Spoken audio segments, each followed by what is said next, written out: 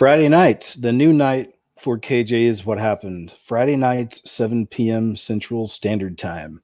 Hope you guys are okay with that. I wanted to shift a few things around. And of course, I'll be doing other shows throughout the week at different times and covering different subjects. But from now on, I'll be doing my KJ's What Happened, at least for the foreseeable future on Friday nights. How are you guys doing? I hope you're doing well. Hope you're hanging in there. Hope you're not losing your stuff. Psychologically, I guess, and physically as well. You never know what's going on out there. But really, I hope you're all doing okay and not being in fear. Remember, that's what I'm seeing a lot of myself out here. But just in general, just news and people's reactions. You look at the messages, our comments underneath a lot of news stories. I always go there, and of course, a lot of that's compromised as well. But every now and then, you can feel the authenticity in some of these people. But the point is, I see a lot of fear and a lot of speculation, of what's going to happen and what's next, and people's pride get in their way. I think that a lot of people just want to be right. And unfortunately, a lot of people are pushing all in that, this is it. Bill Gates is you're going to take over in the next few months and we're all getting chipped. Game over. Bring in the guillotines, like calm down. All right. Calm down. So anyway, on that note, I'm not going to cover a whole lot of the C virus stuff tonight. I did that on purpose because tomorrow night, Jeff C. and I will be talking about that subject and much more. So I hope you guys will join us tomorrow night right here, same time, 7 p.m. And it's always a blast talking to Jeff. We always cover a lot of material. So please tune in. And I'll be doing, as I said, some more shows. I'm going to schedule the introvert hangout this week, for the personality types. And I think that'll be a lot of fun too. All right. So, all right, let's go ahead and get moving here.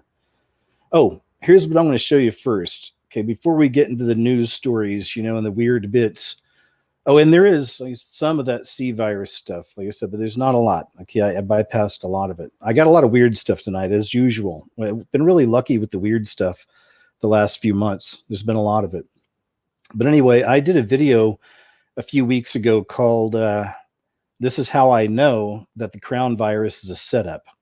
Hopefully you guys saw that. But in that video, I talked a lot about the number 33, the history of it, the magic, if you will, behind it, and how it, of course, was attached to so many stories about the crown virus when it first came out. And I showed a lot of other connections as well. And I'll tell you what, since then, I've got so many random weird little connections and symbols and things I found connecting all of what's happening right now with the Antichrist and all this, that I'm either going to have to do another video outside of the two I'm working on now to make that, or I may just do a hangout this week and show you guys all of these weird, random, strange bits, the things I pick up on associated with all of this being about crowning the Antichrist. So tune in. We'll do that like sometime this week. But so this goes back to the video about the 33 and how often it showed up in the news.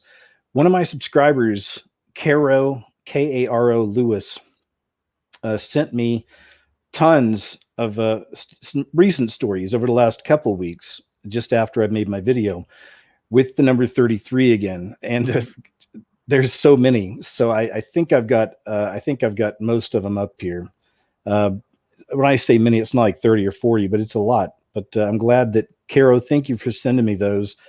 Just showing that again, this is part of the plan. How it's going to play out, what it all looks like, we're learning that day by day. But I do believe it's all part of the plan.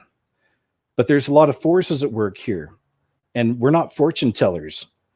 And there are good and evil forces fighting. This isn't all just a complete and total play. I know some people want, the world is a stage. Yeah, we get that, right? But that doesn't mean that everything you see is a hoax. I've always talked about that. That's a dangerous way to look at things. Everything's a hoax. Nothing's real. That takes your power away. When you teach people to be like that, it takes their power away. It's saying you have no control over anything. Everything you see is a lie. Go. Move forward into the world, my son. That's horrible. So we got to calm down, right? Take it in. Use our logic, reason, common sense, critical thinking. spiritual discernment as well. Anyway, thank you for being here, moderators. Thank you so much for being here. Patreon, PayPal, friends, thank you guys so much. And as far as sponsorships go for this show tonight, I've got my Patriot Supply. There's a link below. They're running some really good specials, of course, on prepping food. If you're interested, check that out. Okay, let me just show you the stories here that Caro sent me first, and then we'll get into some of the news stuff here. Here we go. So here's one. Thai C virus cases up by 33 in country's biggest daily jump. COVID-19 cases, Singapore reached 313 with 47 new infections, 33. 7 fresh C virus cases reported in Karnataka, tally now 33. I got to disable my ad blocker. Give me a second. Now let's do that. Survey, 33% of Lehigh Valley employers report layoffs over the C19 response. No confirmed cases of C19 in Coffee County, 33 people tested. 33 new confirmed cases in Alberta. Spokane leaders urge residents to stay home. Spokane County confirms 33. With 33 more cases of C virus, Rideau updates town-by-town breakdown. Rhode Island has 33 new cases of C19. Travelers from New York ordered to self-quarantine. Lincoln County has 4 cases of C19, 33 tests pending. And pause this on this site.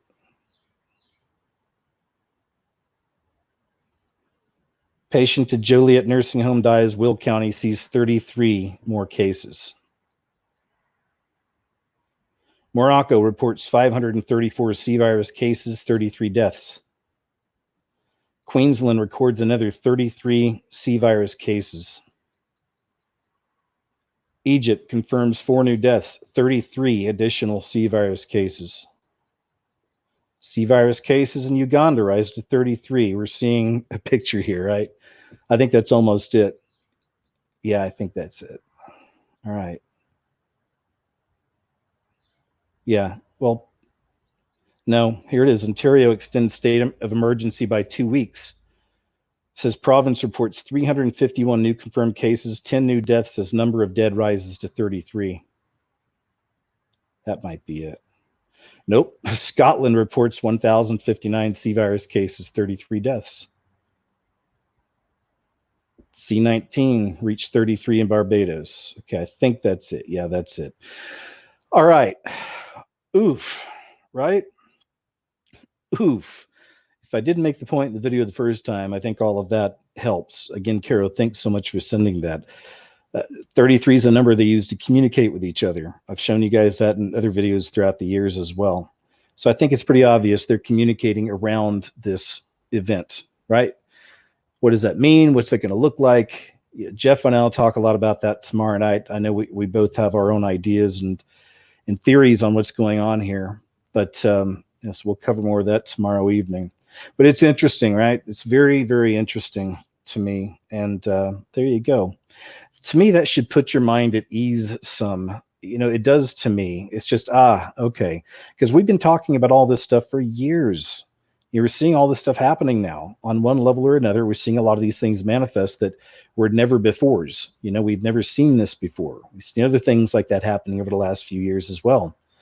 They got a swarm of billions of locusts eating everything up in its path right now. You know, the worst they've ever seen, right? Never before seen. So very interesting times, man. Anyway, let's get into a clip. This one's interesting here for me. It's, you know, Walmart. Walmart is, you know, I wonder if they build these on Indian burial grounds or something sometimes, because there's such strange and weird energy often in Walmart. I go there, you know, every now and then to get what I need, you know, some of the basics. And, you know, it's not some, you know, Twilight Zone experience every time I'm there. But I pretty much avoid, you know, just kind of go in, get what I want and get out of there. But if you walk around and just hang out and spend a little time there, perusing the aisles or whatnot, just kind of looking around at the people and keeping your ears open, you hear weird conversations, fighting over here, yelling. Somebody's wearing a thong for some reason on aisle 5. It's just you start having seeing these experiences, and you seeing these strange things manifest, like a crazy Simpsons episode or something, but on psilocybin instead. Anyway, here's a clip of somebody really freaking out in Walmart during what's happening right now, this situation. And I thought I'd share this with you. I guess this is what should be a lesson to us all. Whatever you do, never react to anything like this. This is Walmart. Disrespecting me, kicking me out, and refusing to accept my coins. This is the end of the world. No, after they disrespected me. And see, you don't want to understand the situation and resolve it. You just want to disrespect me and get rid of me, right? Okay, so now we got security 1, security 2, 1, 2, 3, 4, 5, 6, 7, 8, 10, 20 employees because they don't want to take my coins. Okay? There's not even supposed to be 10 people around me right now. We're all supposed to have 6 feet distance, like I was monitoring, because he couldn't be patient and compassionate after she didn't want to take my coins. You leave the store right now. I'll leave when I'm ready, buddy. Okay? You want to know why they're not going to arrest me? You know why? Because it's the end of the world. All right, Jesse. Okay? Because this is my city.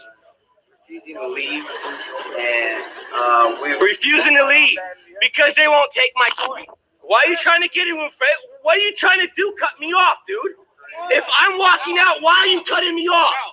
Why are you cutting me off? Get out. Get out. Okay, cool. Camera's in my face. Get Exactly. Get out. Why nobody scared of you? Get out. We're disrespecting. Ain't nobody disrespecting. It's all on a video. No. It's all on video. Yeah, look at that. this man not only completely shirks the social distancing rules, but he decides here's another to one. cut We'll watch in this one line too. at the post office. The people around him are not happy. CPA and MBA, so that makes you medically inclined to think. No, it doesn't. Exactly, that's what I'm talking about. I've got brains. I got brains too, and education. I did it. Are you gonna crowd her this whole line and touch it? You need to be 6 feet apart from everybody. That means get to the macro 6 feet away line. from me then. Get to the macro line. Why are you making this such an issue? We got like 20 minutes in this line. Why don't you just give her some space like she's asking? That's way Get more to than 6 the back feet. of the line, Mandy. Yo, I'm sorry, buddy. That's way more than 6 feet. This is like Listen, the yellow lines are here by the post office. They're asking this. These aren't our rules. Why are you making this an issue? That's cool. Gosh, Gosh, what is the matter with you? I'm educated. I know what's going on. You're You're not. You don't know about health or medicine. Get away from me! No, look at you. You're talking about the line. Get in the back. She was. I was behind you. Shut up. Keep moving. You don't know what you're talking about. You don't know what you're talking about. Disrespectful. You don't know what you're talking about. Get back. 1, 2, 3. Come on. What you talking about? You lying. You talking about the line. Oh my God, we're gonna do this the whole time? I know. What? Are you gonna seriously do this? It's a challenging time for everyone. Can you give it? Anyway, that's about enough of that. But it makes me think that, again, there's so many layers to what's happening right now in the world.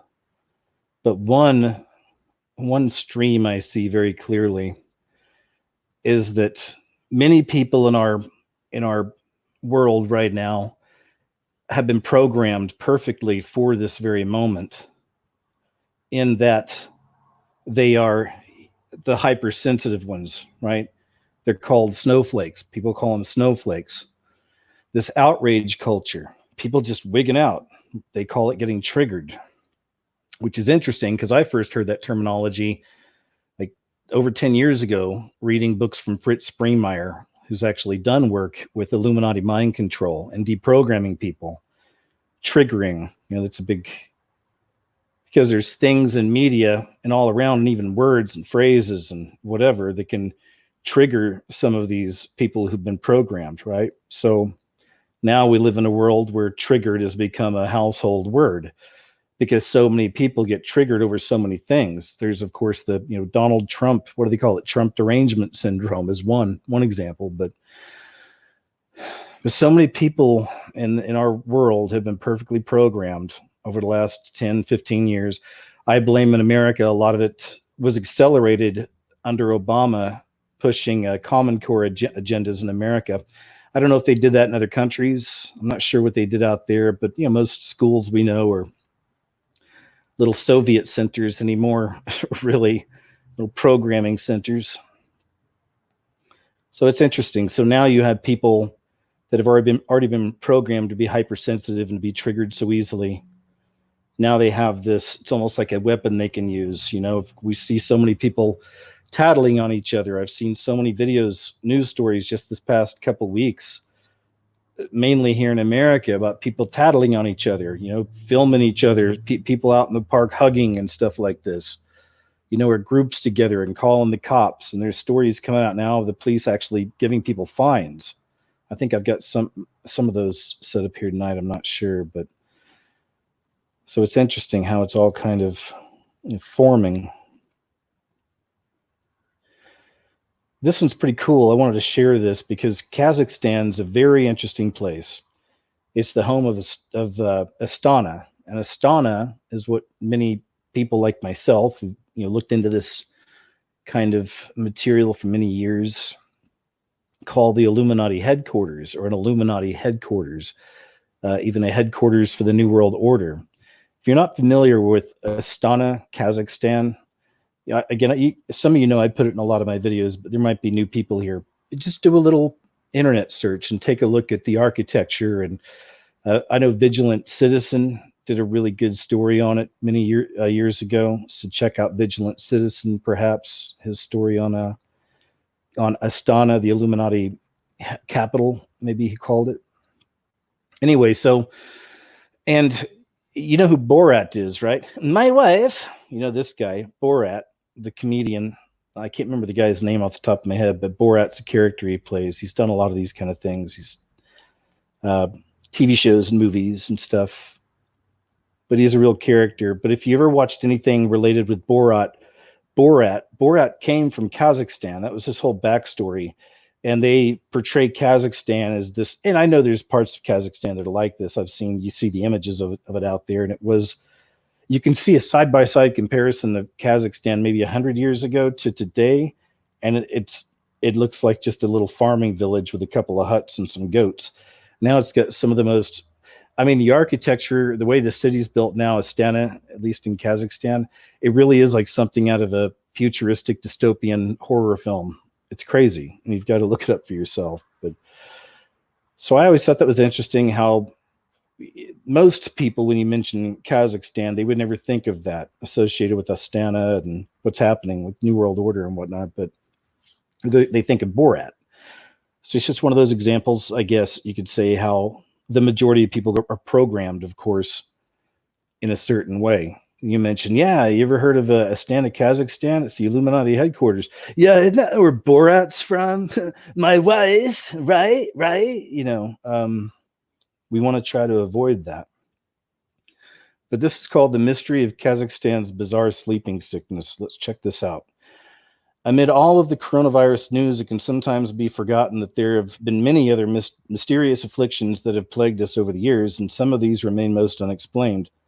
Tucked away in a rugged and remote part of northern Kazakhstan, Akmola region, is the tiny village of Kalaki.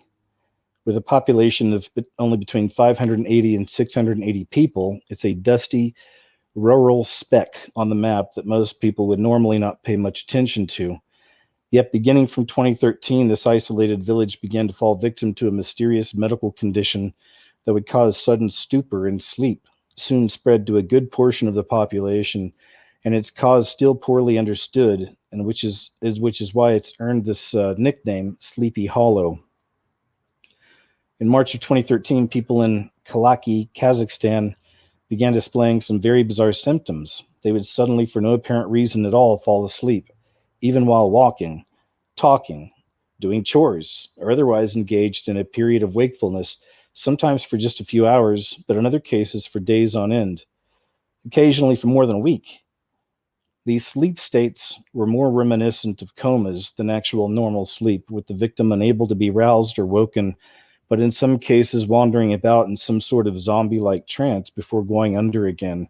These people usually finally came out of the episode suffering myriad symptoms, such as nausea, headaches, dizziness, and in some cases vivid, often terrifying hallucinations, and none of these people would remember a thing, completely unaware of what had happened. One professor, Leonid Rigvanov of the Tomsk Polytechnic University in Russia, explains the symptoms. The disease is characterized by the fact that the sick immerse themselves in unusually long sleep, while to bring them into full consciousness is practically impossible on the first day. During hospitalization, people exposed to the disease were marked by identical complaints: dizziness, weakness, loss of coordination, unconsciousness or semi-conscious state for up to 3 days. You wake them up, they can speak to you, reply to you, but as soon as you stop talking and ask what bothers them, they just want to sleep, sleep, sleep. After passing the first symptoms, they get headaches, become confused, and suffer emotional instability and memory disorders, which can last up to several weeks. In some cases, hallucinations occur, particularly in children. Some repeatedly fall asleep. It's pretty crazy, huh? The strange conditions seem to be completely unpredictable and random, striking at any time and affecting people of all ages, sometimes the same person on several occasions. Making it even more bizarre still was that even pets were reported as falling victim to the mysterious illness. That's weird. The strange sleeping sickness began to spread around, eventually striking down over 150 people and even affecting the neighboring village as well. All through all of this, no one had any idea of what was causing it, who was more susceptible, or how it was spread. Even actual sleep specialists had no idea what was going on, and in the absence of any answers, speculation was rampant. One of the first ideas was that it was caused by bootlegged alcohol, but this was quickly ruled out, as was the idea that it might all be psychosomatic illness or some kind of mass hysteria. Viral and bacterial tests also ruled out a normal pathogen. Experts then began to suspect that it had something to do with the old Soviet uranium mine in the nearby village of Krasnogorov or Krasnogorsky. Oops, it's hard to pronounce. Which still had high levels of radiation, but the symptoms were not consistent with radiation sickness. None of the victims showed high levels of radiation, and residences that were tested did not show particularly elevated levels either. The mines were then looked at again, and it was found that it harbored high levels of carbon monoxide leaking to the surface, which would starve the brain of oxygen and explain the odd sleeping symptoms. This has in fact become the official explanation, but many aren't so sure. One reason is that the illness seems to hit in recurring waves, affecting a large number of people at once before going dormant again. If it were leaked carbon dioxide, it's reasoned that it would have a more uniform ongoing effect. There's also the fact that not everyone is affected and the victims seem to be totally random, which does not seem like it would be linked to any environmental issue or gas, which would likely affect everyone relatively equally. It also hasn't been adequately explained just how so much carbon monoxide would suddenly come belching out all at once, to such a degree when the mine had been closed for decades. There's also the fact that people were falling asleep with great rapidity in the middle of doing their daily activities, which would mean that the gas would have to travel a good distance while maintaining its potency and not dissipating at all. Even mining experts have expressed skepticism with the carbon monoxide theory, with one Robert Ferriter, a mine safety specialist at the Colorado School of Mines, saying of the idea, "I'm having a hard time with this." Even more damning still is that blood tests performed on many of the patients showed no signs of carbon monoxide poisoning. Wow, there you have it, huh? The mystery of Kazakhstan's bizarre sleeping sickness. And again, if you're unfamiliar with Astana, Astana, Kazakhstan, please do look it up and take a look. That's a good example that will certainly be an element of the Antichrist, fully matured Antichrist system. It's insane. You'll see. You'll see. Here we go. I have UFOs over Martin State Airport, Maryland. It's from March 22nd. From Lady Pale Rider. Interesting name there, Lady Pale Rider. Let's see what we got here. Oh, this is interesting. They're in a formation. Check this out.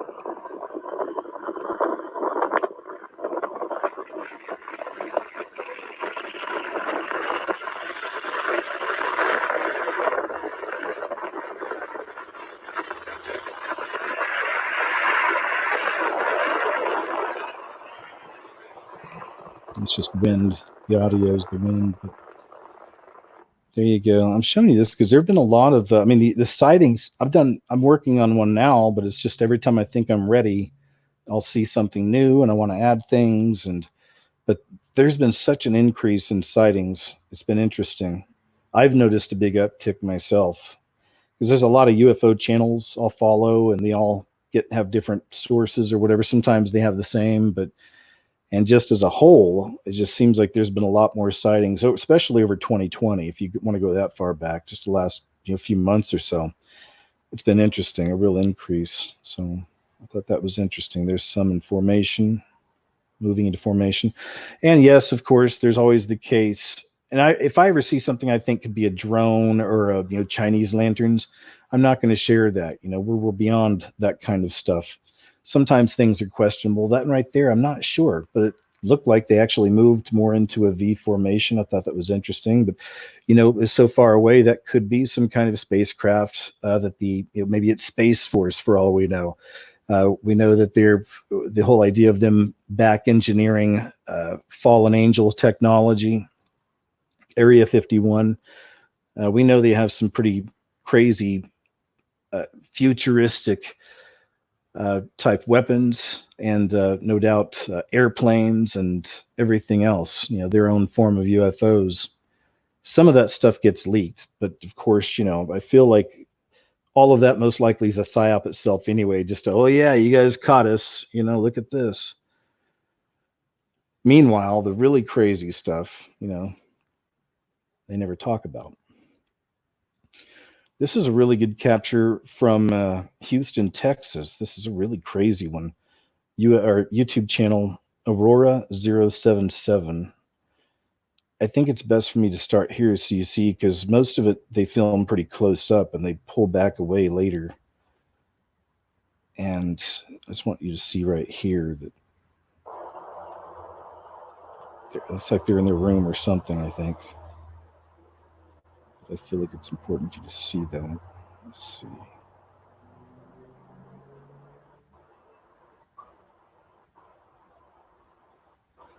There we go. You can see a frame right there on the right side. So this is, I guess there's a window or something like that. You can see how far back he pulled. I just want to show you that so you get a little perspective, because he starts off filming really close up. Now watch this. It's interesting. They're in their own kind of formation, but then you see it, of course, a lot of shape shifting and changing, and you'll see. So I've shown you a lot of these types. There's shape shifting entities in the sky. Let me watch some of this.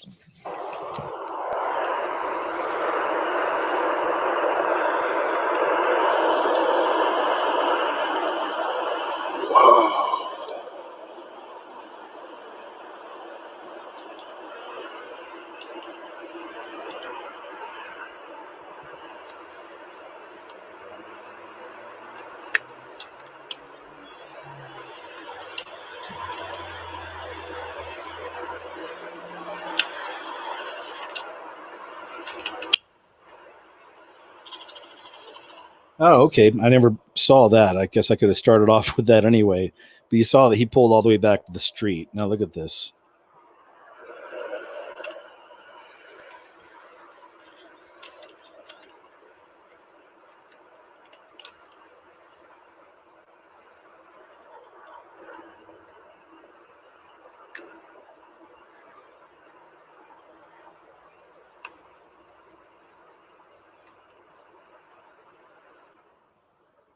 there's also stories of people seeing crystal cities in the sky. Have you guys ever heard of that? You can look that up. But we've heard of the cities in the sky, and some of those things have been debunked. Some of them are really interesting.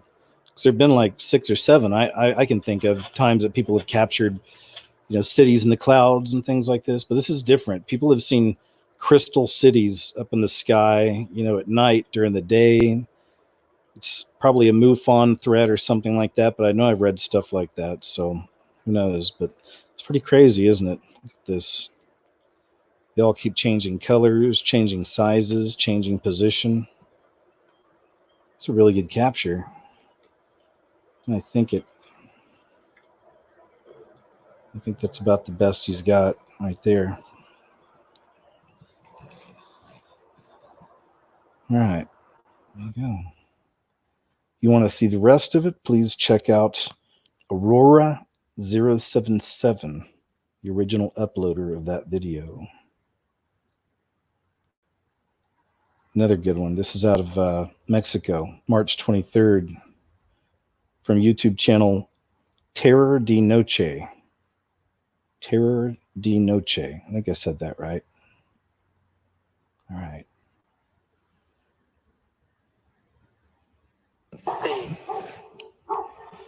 Remember, a shape-shifting entity. Color is changing. It's a good one. Look at this. Está de colores esta madre.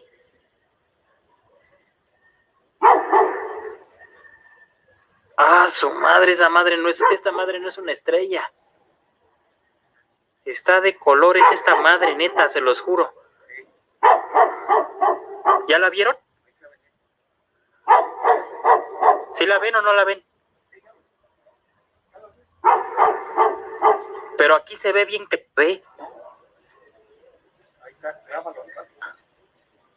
¡Ah, su madre! Anyway, that's about it. Pretty much stays in the same position.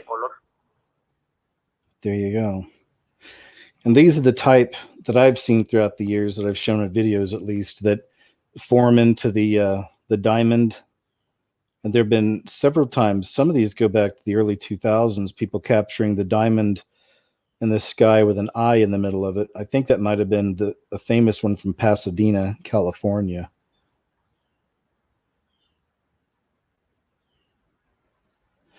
This is just a really crazy cloud. What do you make of this?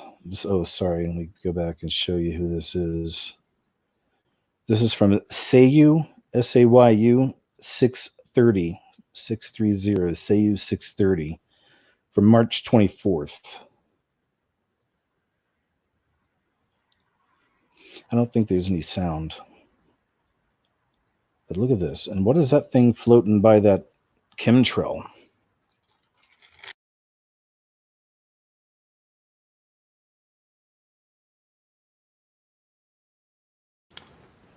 I'm assuming that's a chemtrail, right?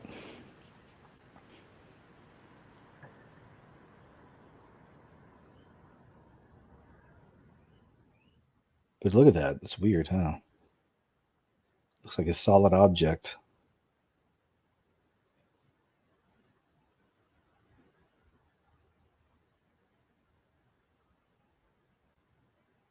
What do you make of that?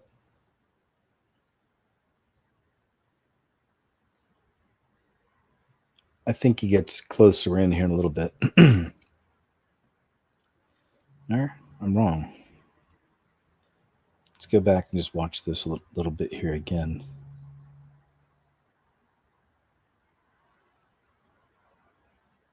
Very, very interesting. I'd like to know what that is.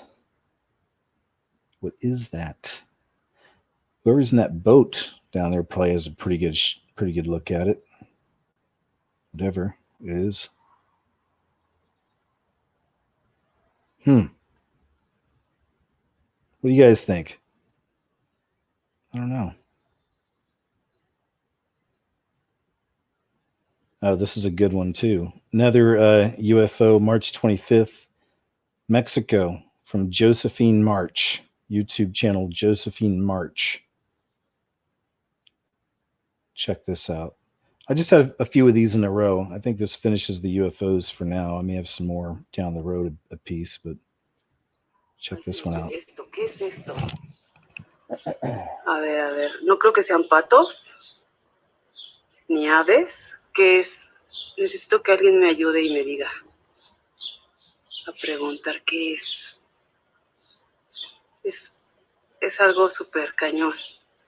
No se alcanza a distinguir, de repente brilla muchísimo. Ay, no sé qué sea. Y están, de repente forman una especie de triángulo, de repente se hacen círculos. Ay, ya se van a mover. Ay.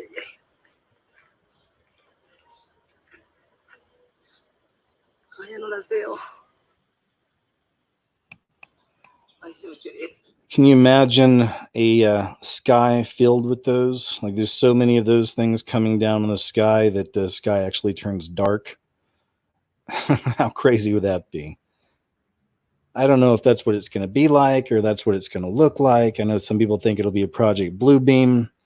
There's also evidence that it's going to be actual visitors, and they'll convince the world, or not everybody, of course, but they'll convince most that they're our alien saviors and they're the ones who planted us here in the first place. And they gave us religion as a form of governance. The whole thing. We've heard it. We've heard the stories. Here, we'll watch this one more time, though. This is a really good capture, though. Interesting, hey. ¿Esto qué es esto? A ver. No creo que sean patos, ni aves. ¿Qué es? Necesito que alguien me ayude y me diga. A preguntar qué es. Es algo súper cañón. No se alcanza a distinguir, de repente brilla muchísimo. Ay, no sé qué sea. Y están, de repente forman una especie de triángulo, de repente se hacen círculos. Ay, ya se van a mover. Ay.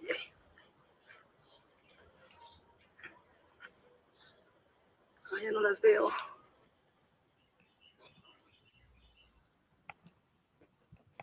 All right. And moving on. Rikers Island. Here's something else. I'm sure Jeff and I will talk about this tomorrow night. Rikers Island prisoners are being offered personal protective equipment and $6 an hour to dig mass graves. I've seen a few different stories coming out like this. Another one of those trends in the news. These stories, it's not just this, but I've seen stories where they're already digging holes in some states and some hospitals and the whole thing. And again, how much of this is really a hoax? The stories, there are elements of hoax, of course, taking place here, lots of it. And we can see them hoaxing stories like that. That's why it was really cool to see the trend over the last few weeks of, was it Film Your Hospital or something like that? I think I have the story up here somewhere, but we covered it last week too. And that became a Twitter trend. People were filming their local hospitals and showing that they were just empty. The people were bored, in the hospitals.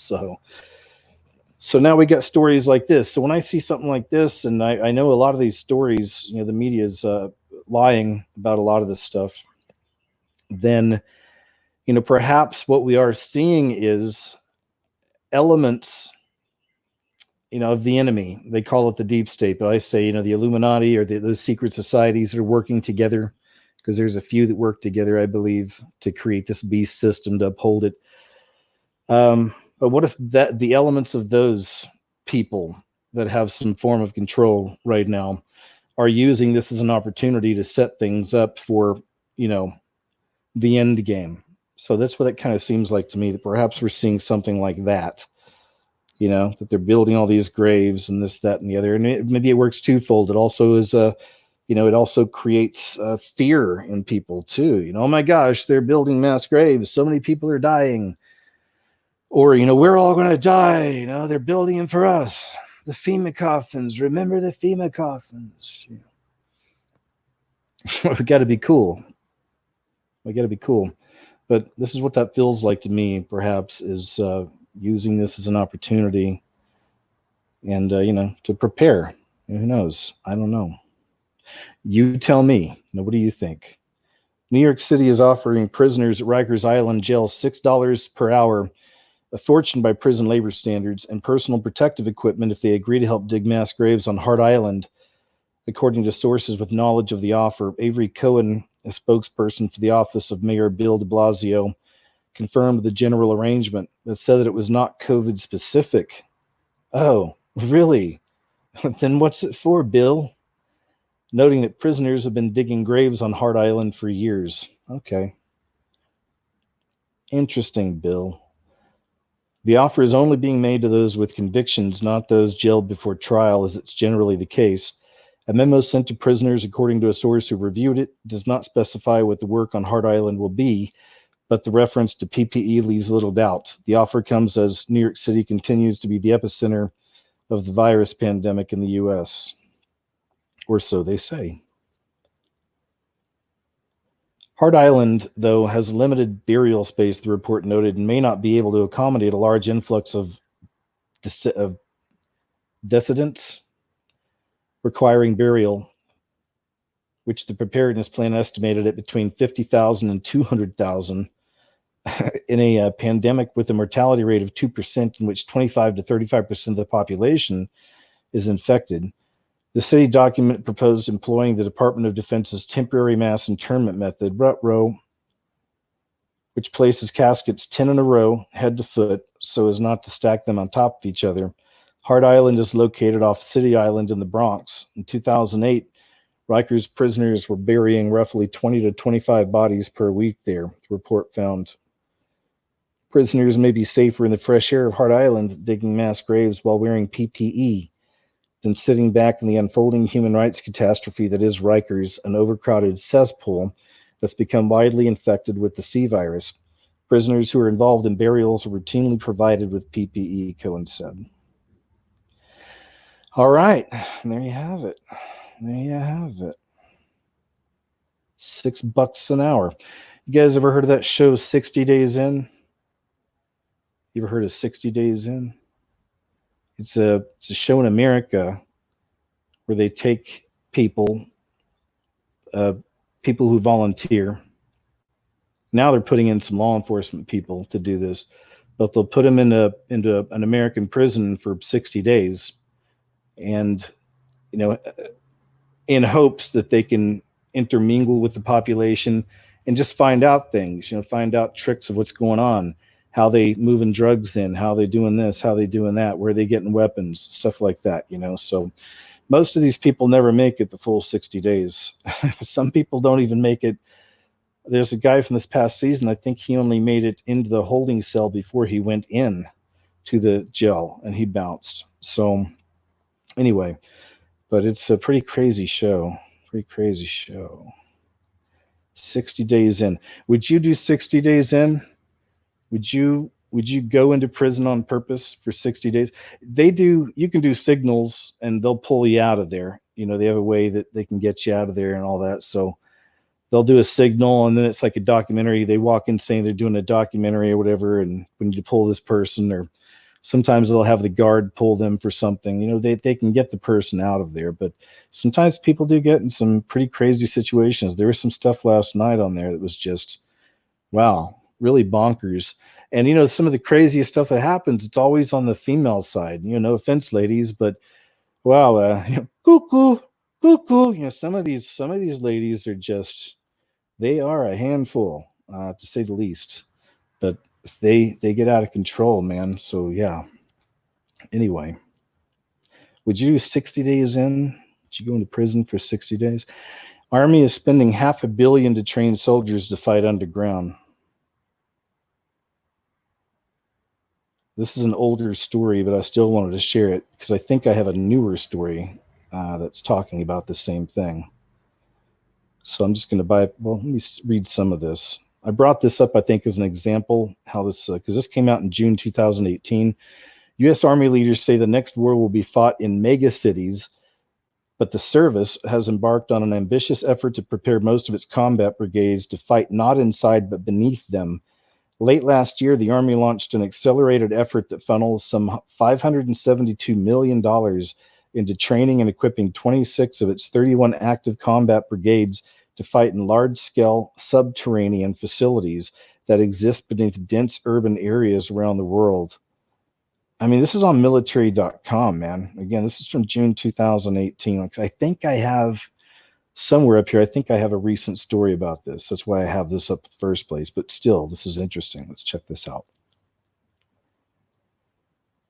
For this new type of warfare, infantry units will need to know how to effectively navigate, communicate, breach heavy obstacles, and attack enemy forces in underground mazes, ranging from confined corridors to tunnels as wide as residential streets.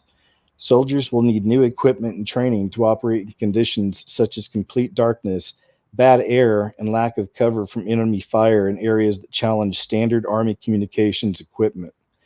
Senior leaders have mentioned small parts of the effort in public speeches, but Army officials at Fort Benning, Georgia's Maneuver Center of Excellence, the organization leading the subterranean effort, have been reluctant to discuss the scale of the endeavor. We did recognize in a megacity that has underground facilities, sewers and subways, and some of the things we would encounter. We have to look at ourselves and say, okay, how does our current set of equipment or tactics stack up? Colonel Townley Hendrick, commandant of the infantry school at the Army's Maneuver Center of Excellence at Fort Benning, Georgia, it's a long title, told military.com in an interview, what are the aspects of megacities that we have paid the least attention to lately? And every megacity has got sewers and subways and stuff that you can encounter, so let's brush it up a little bit. Take a drink here, excuse me.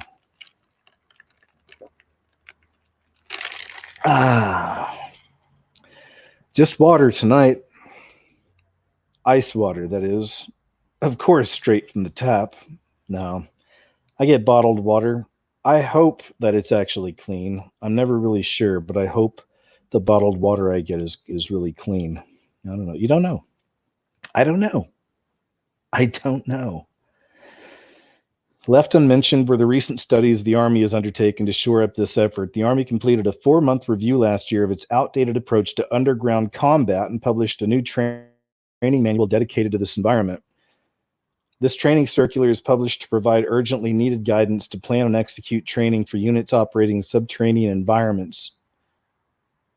Small unit training in subterranean environment. Okay, it's the name of the thing. Okay. All right, got it. There you go.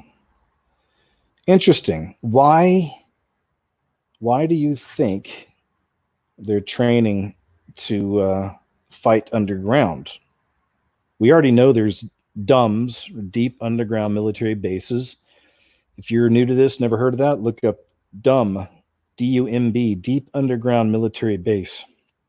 This stuff's been exposed, if you will, hidden in plain sight, for a long time. But there's even videos of truckers who work in these places and drive in. They film some of this. Some of those videos have been put out there throughout the years. So we know they exist. But why do you think they're training to start fighting underground?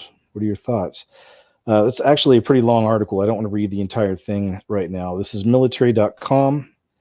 Army is spending $500 million to train soldiers to fight underground, on military.com. Let me see if I can find that follow-up story here.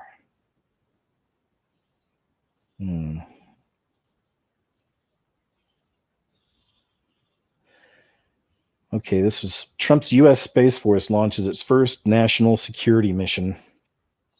It's from March 26th, 2020.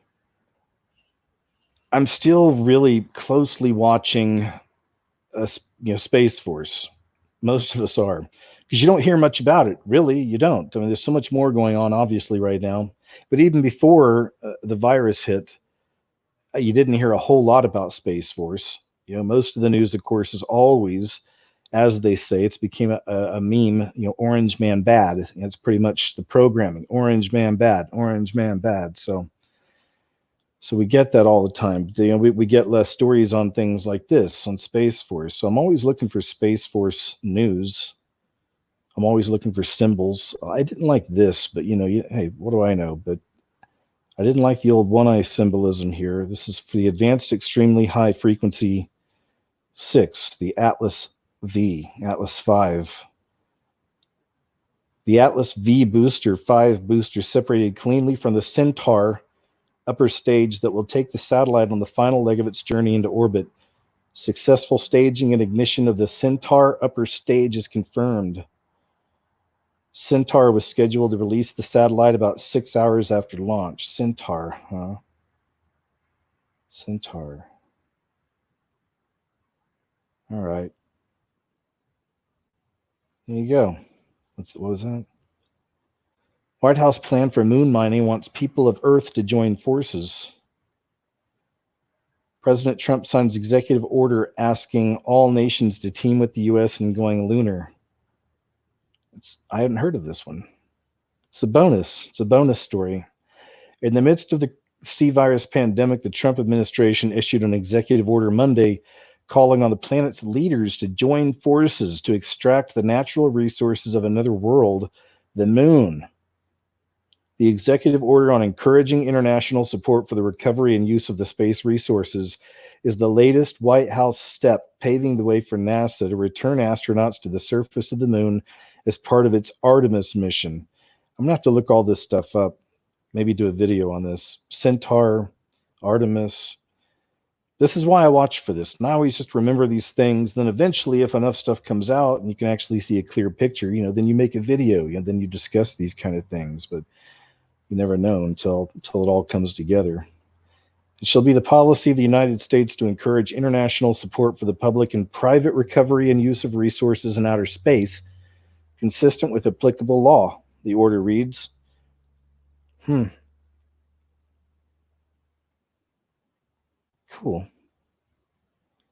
The order explicitly rejects the 1979 Moon Treaty, which has never been ratified by the United States, Russia, or any other main spacefaring nations. It basically would require the space resources be governed by new international regulations overseen by the United Nations.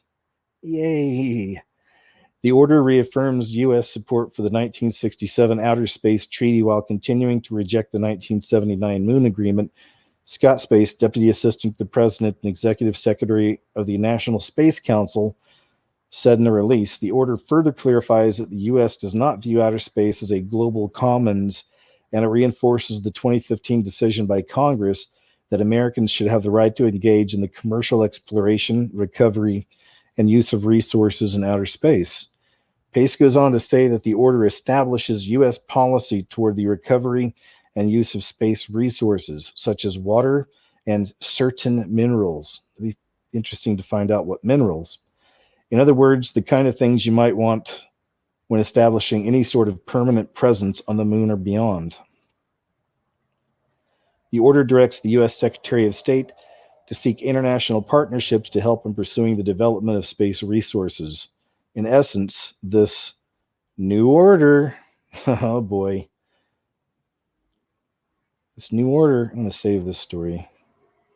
In essence, this new order is a declaration to the world, this new world order, that the United States plans to set up industry on the moon and Mars regardless of what a 40-year-old treaty says. So you may as well join if you're game, a part of this new world order. Great. The big question, of course, is when any of this might actually happen. A NASA funding bill now before Congress would push the Artemis moon landing back from its ambitious 2024. Y'all may want to look up Artemis, if what's interesting about Artemis, any history on Artemis. I don't know off the top of my head. Its ambitious 2024 timeline to later in the decade. And that proposal came before the C virus pandemic disrupted all of humanity's plans for the foreseeable future. Excuse me. A lot of F's there. Nonetheless, over 12,000 people have applied to be Artemis astronauts. And if the Trump administration has its way, some of them may end up working as moon miners. We're going to have to click on this and see what Artemis astronauts are. Let's do that. Okay, this is from April 2nd, 2020, so just about a week ago. Over 12,000 people applied to fly to the moon as NASA Artemis astronauts. Many applied, only a few shall be chosen. Did you guys even know about that? I don't know I can't remember off the top of my head if we covered that on one of my shows, that you could apply. Maybe we did. I don't know, maybe because this was probably a while back.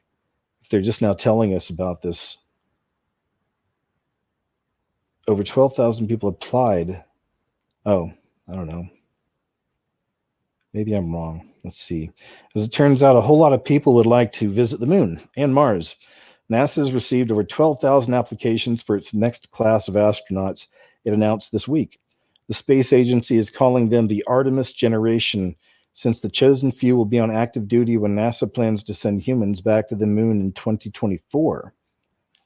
Cool. It's coming up, eh? The applications poured in during March with potential candidates coming from every. I know, I already hear some y'all. KJ, the moon's not even real, you fool. Space is a hoax, but I'm just saying, just calm, relax. The applications poured in during March with potential candidates coming from every U.S. state. It will take NASA over a year to dig through the resumes. The process involves interviews and medical tests for the most qualified applicants.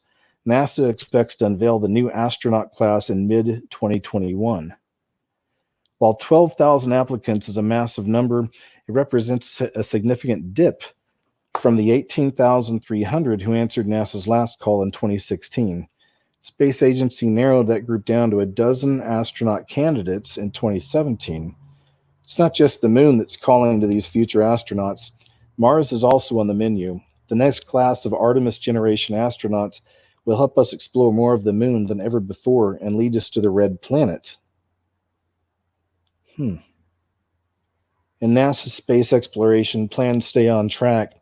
It will launch the first woman and next man to the moon's surface in 2024, while eyeing a crewed Mars mission for the 2030s. The 12,000 applicants represent a whole lot of moon dreams coming from all across the country. Some of them could become our next Neil Armstrongs and Buzz Aldrins. Those are some big moon boots to fill. Toot, toot. Their words, not mine. Okay, this is just something I'd seen in a forum people were talking about during one of these press events here, with Trump and the people up here. Well, the other thing this turned into one of those just kind of, let me explain. This picture right here, when I first saw this, it was actually video footage of this event. Trump was talking up here. And in the comment sections, people were talking about how there was no presidential seal on the podium and that the presidential flag was missing. Usually it's over to the right. You see the American flag over Trump's right shoulder. It's your left. Well, over his other shoulders, usually it's the presidential flag. So that was missing and the seal's missing. And man, just, conspiracies abound. And it is interesting. At first I was thinking, that is, what the heck is going on? What happened? And this was early on, I believe, somewhat early on in all the stuff that's happening right now with the lockdowns, like over the last few weeks. But so a lot of people were suggesting maybe Trump's been taken over and all this other stuff. But then I wound up finding some other threads where people were sharing pictures of Trump in front of a podium from, a year and a half ago, 2 years ago, and there's no seal there. So apparently that's a podium that's been used a lot in the past. Just putting that out there. People have put those pictures up there, that this is something that's not uncommon necessarily.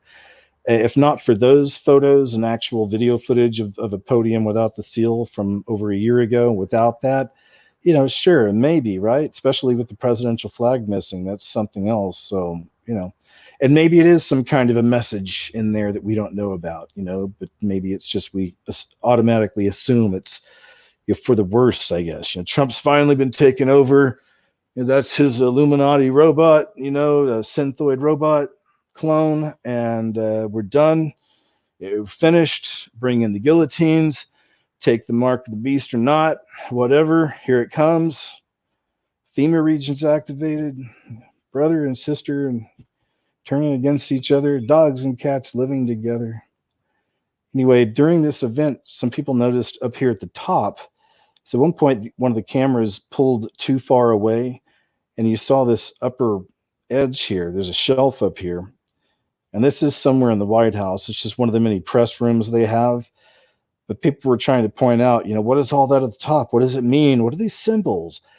I don't really know if it means much of anything. It looks like it's got a mix of a lot of stuff because right in the middle, it looks like they have a Trump doll, like a Trump bobblehead doll at the top there.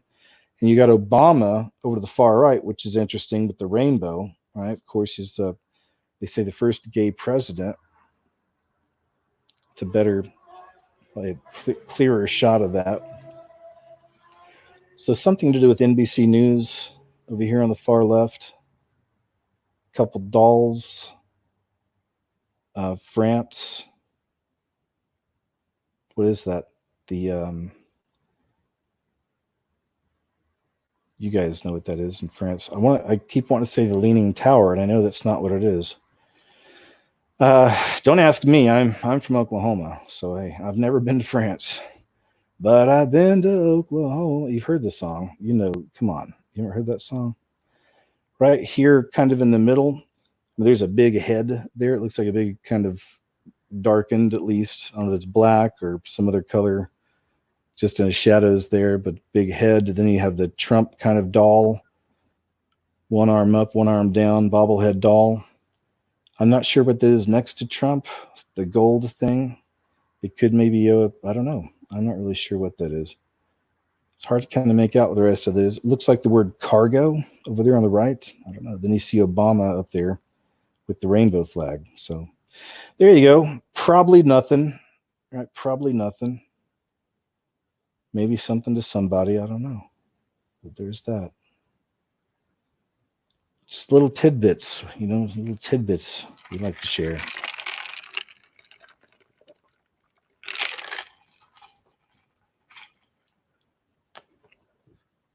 A lot of stories concerning this kind of behavior as well, I've noticed. Lots of this. I know you guys have seen this too. There were even some trends that luckily got shut down pretty quick. Some of these people got locked up. They're filming themselves and putting it up on TikTok and Instagram of licking products and things like this. Just being dumb. Right? Just being dumb. I mean, even if for the most part, I think these kids doing that stupid stuff, I think most of them, they're going to be okay because I don't think we're not at that level. This isn't still doesn't make it right. It's actually way worse, especially in a situation like this that we talked about earlier, where everyone's so easily triggered. So many people in our world are already kind of programmed like that to be easily triggered. Now in your situation where, as much as the media is hyping all this, I mean, man, there's people in my own family are really tripping out. There's people I know, IRL, in real life, friends and whatnot. Some of them are really, really spazzing out, man. I got turned down for a hug from my cousin the other day. It's crazy, just because she's really scared of this whole thing. I was like, all right. We don't have to hug, I walked away slowly, head hanging down. I slowly turned over my shoulder, and I just said, I'm not going to forget this. I'm not going to forget the day that you wouldn't let your cousin give you a hug. I don't know what that means. I don't know where it's going to lead. Actually, I already forgave her. It's all good. Man with C virus spits in train passenger's face, then drops dead. This is pretty crazy.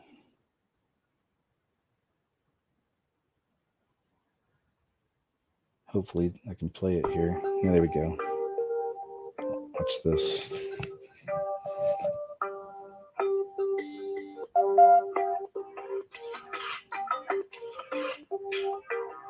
Here's the footage.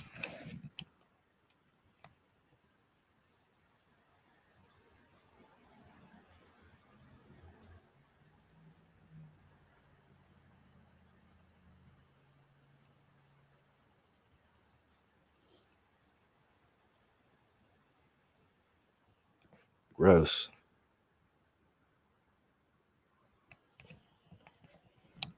That's crazy. It reminds me of it's like something out of a movie itself, isn't it? Guy just walks over to you, spits on you, spits in your face, and then just collapses over and dies. then now you've got it. Now you've got to go do that. And that's how it spreads. You don't have to. We all know either. who started Q. So here's this. So this is from April 1st. So maybe it was a joke. I'm guessing it was. Let me see what the comments say. No, I mean, everyone's waiting. But on April 1st, Alex Jones put this video out that he was going to reveal who the founders of Q are. I think I can play some of this here. Should I just tell all the Q heads? It's all about fantasy land, and this is going to happen, and it's exciting, and you wait, but it doesn't supposed to just not do anything. But it's not Dungeons and Dragons and live action role play. There's something real for you, folks. That's not talk. This is the real world right here. This is not fantasy land. And I risk my life doing this. This isn't breadcrumbs and horse shit. I had the founder of Q at my house about 2 years ago, and I really should have hired him. But for some reason, I didn't. And see, that's why it's very frustrating to me to see people out there believing all this Q stuff when everybody already knows. And it got hijacked within 3 days of him launching it. And it started out just as some guys having some fun that were authorized to engage in psyops. So it did start with people in the Trump campaign and people that worked in U.S. intelligence. And, I'm just going to call them and I'm going to ask them to come on. It's time this all get exposed. Because seriously, I know respected people that are friends with the president who believe all this and then say something to the president, and he just doesn't even know what he goes, oh, well, that's not really. That's how crazy all this is. And now it's been hijacked and turned into this authoritarianism, and you've got all these famous New Agers saying that the power's about to go off this week for 3 days. And then the power will go off in one town like it always does. They go, oh, Q just did a test. And no matter how many times, oh, trust the plan. Robert Mueller is going to come out and arrest everybody. Some guys started it that were inside the White House, that were on Air Force One. And one of these guys, I can't figure out. He does a lot of great work. He's really smart. He calls up one day and he goes, hey, what do you think Trump ought to tweet about you today? And I said, I'll go ahead. I'd like him to tweet this. And the president tweeted 3 things from InfoWars. And one of the things I asked for. And I said, okay, well, why did you do that? Obviously, the president said that. He goes, well, yeah. So, yeah, the founder of Q talks to the president. It's true. But it was taken away from them within 3 days. And the very person who created it attacks it and gets attacked by it now and can't stand it. And I guess that's why I irritate that individual. He's a really smart guy, but when I've been around him, he's tried to have these discussions with me. Something in my own world, I just don't get into clandestine stuff and manipulations and cloak and dagger stuff. I just full on assault. That's just what I do. It's all out in the open. I like that better than all this sneaking around stuff. And I'm not bashing folks that do the sneaking around. I'm just telling you that my psyop is just butt naked, balls to the walls.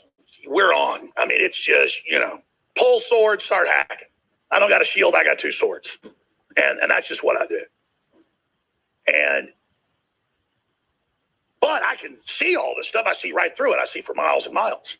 I see through flesh. I see through stone. I see through fog. Because I live in truth. And the more the brain gets addicted to truth, sometimes I'll try to tell a strategic lie for counterintelligence that's important to do, to just see if somebody's corrupt. And I can't even say things now because I get more and more. The more you tell the truth, the more it becomes addicting, because the brain doesn't have to. My own man. And I want you to be your own man and your own women out there. We're going to go to break, come back with the report. Trust the plan. The 2 people that created it and launched it, one a political operative, one government intelligence agency had it hijacked within 3 days. And they know that, and both of them attack it and tell you it's crap. But again, it's like the father gives birth to something, one day it comes to take them. Imagine being the creator of it and watching it turn into Frankenstein's monster and then come to get Dr. Frankenstein. This is something that I don't really get into very much because I see it overall as a tar baby. But I've had a lot of time studying it, and I know what it is. And it doesn't mean the whole thing's bad, but in the main, what it does is destructive in the end. There are a lot of people I respect and like that are really into it because it's a psyop. And I notice it's something that the media attacks a little, but they don't censor it. They don't block it. And I personally talk to the president. I personally talk to a lot of other people in government. And I really do have amazing sources, but I have my own analysis that most of the time they tune in for. But there's something about a fortune hunt. There's something about a puzzle. Well, they're in the back of the newspaper. About billions a year sold in booklets of crosswords and the rest of it. Because it makes you feel like they're in this magic intrigue. So I always thought we just wake everybody up. All right, I don't want to play the whole thing from him, but let me jump out of that. There we go. But if you want to find that, that's on bandvideo.com or band.video. Alex Jones reveals the founders of Q. He never did. I guess everyone's still waiting on him to say, because throughout the show a few times, you saw at the very beginning, he said, all right, I'm just going to call these guys. I'm going to get them on here. We need to expose this thing. So anyway, I want to put that out there for you. And, you know, it is AJ. You know, I'm just saying it's AJ. But, you know, that's, I don't know. You know, a lot of us woke up because of AJ. And then that was another painful part of the process of waking up, because it is a process. You're constantly evolving. And that was another painful part I remember, is having to accept that AJ had some, there's some really serious issues here and questionable things that you didn't want to attach yourself to, you know, and same with other big kind of truther people that a lot of us wake up to, you know, and as time goes on, then suddenly you get a bigger picture. You're like, okay, so that's what's up. Right. But anyway, there you go. If you ever want to see that, if he ever does come out and expose, you know, who the founders of Q are, I'll make sure and share that on one of the shows. Federal judge blocks Trump admin from partly defunding Planned Parenthood. April 2nd, Fourth Circuit Court of Appeals ruled this week that the Trump administration cannot exclude the abortion industry from federal family planning funds, further complicating the legal state of a long-awaited policy enacted over a year ago. The Protect Life rule requires clear financial and physical separation between Title X funded projects and programs or facilities where abortion is a method of family planning, and bans referral for the operation as a method of family planning.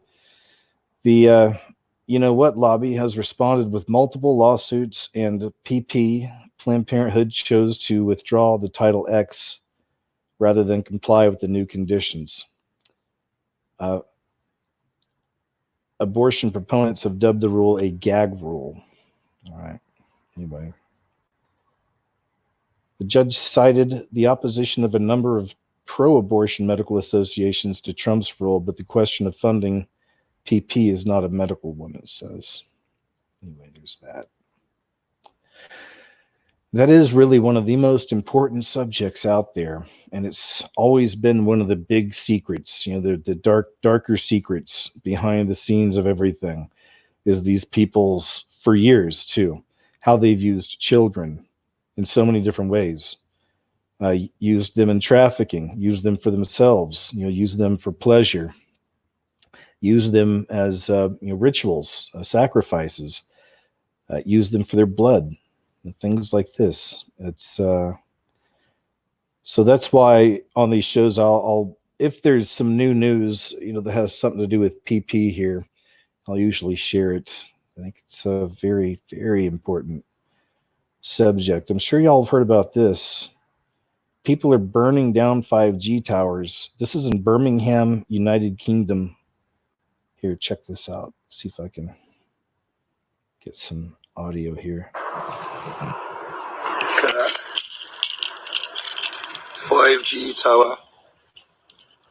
0G now. Someone's burnt the 5G tower already. Mad out here. Look at that. 5G tower. 0G now. Someone's burnt the 5G tower already. You've heard about that, right? I think I have a story on it tonight. This was pretty crazy. Engineer arrested for derailing train near Mercy, the Navy ship Mercy. It's allegedly out there to help house all the bodies in New York. There's so many bodies. You're building mass graves. We're preparing. And then meanwhile, there's videos coming out of empty hospitals, and I think there's a video out of a hospital in New York where they're all the people are out there kind of dressed in costume and kind of having like kind of a party or something and goofing around. It's just from a few days ago I saw something like that. So you can look that up. Let me know if you find that. But you know what I mean. You know what I mean. It's what we're told compared to what's actually happening. There's a big difference there. Okay, check this out. I just thought this was interesting. I've seen a lot of different theories come out about what this could be and what actually happened. And here, I'll just play this out. There's a local man accused of deliberately running a train off the tracks, trying to slam into the hospital ship Mercy. CBS 2's Stacey Butler is live at the Port of LA in San Pedro with the disturbing details. Stacey. Pat and Jeff, this bizarre story all unfolded behind me. You can see the train where it came to a crashing halt here.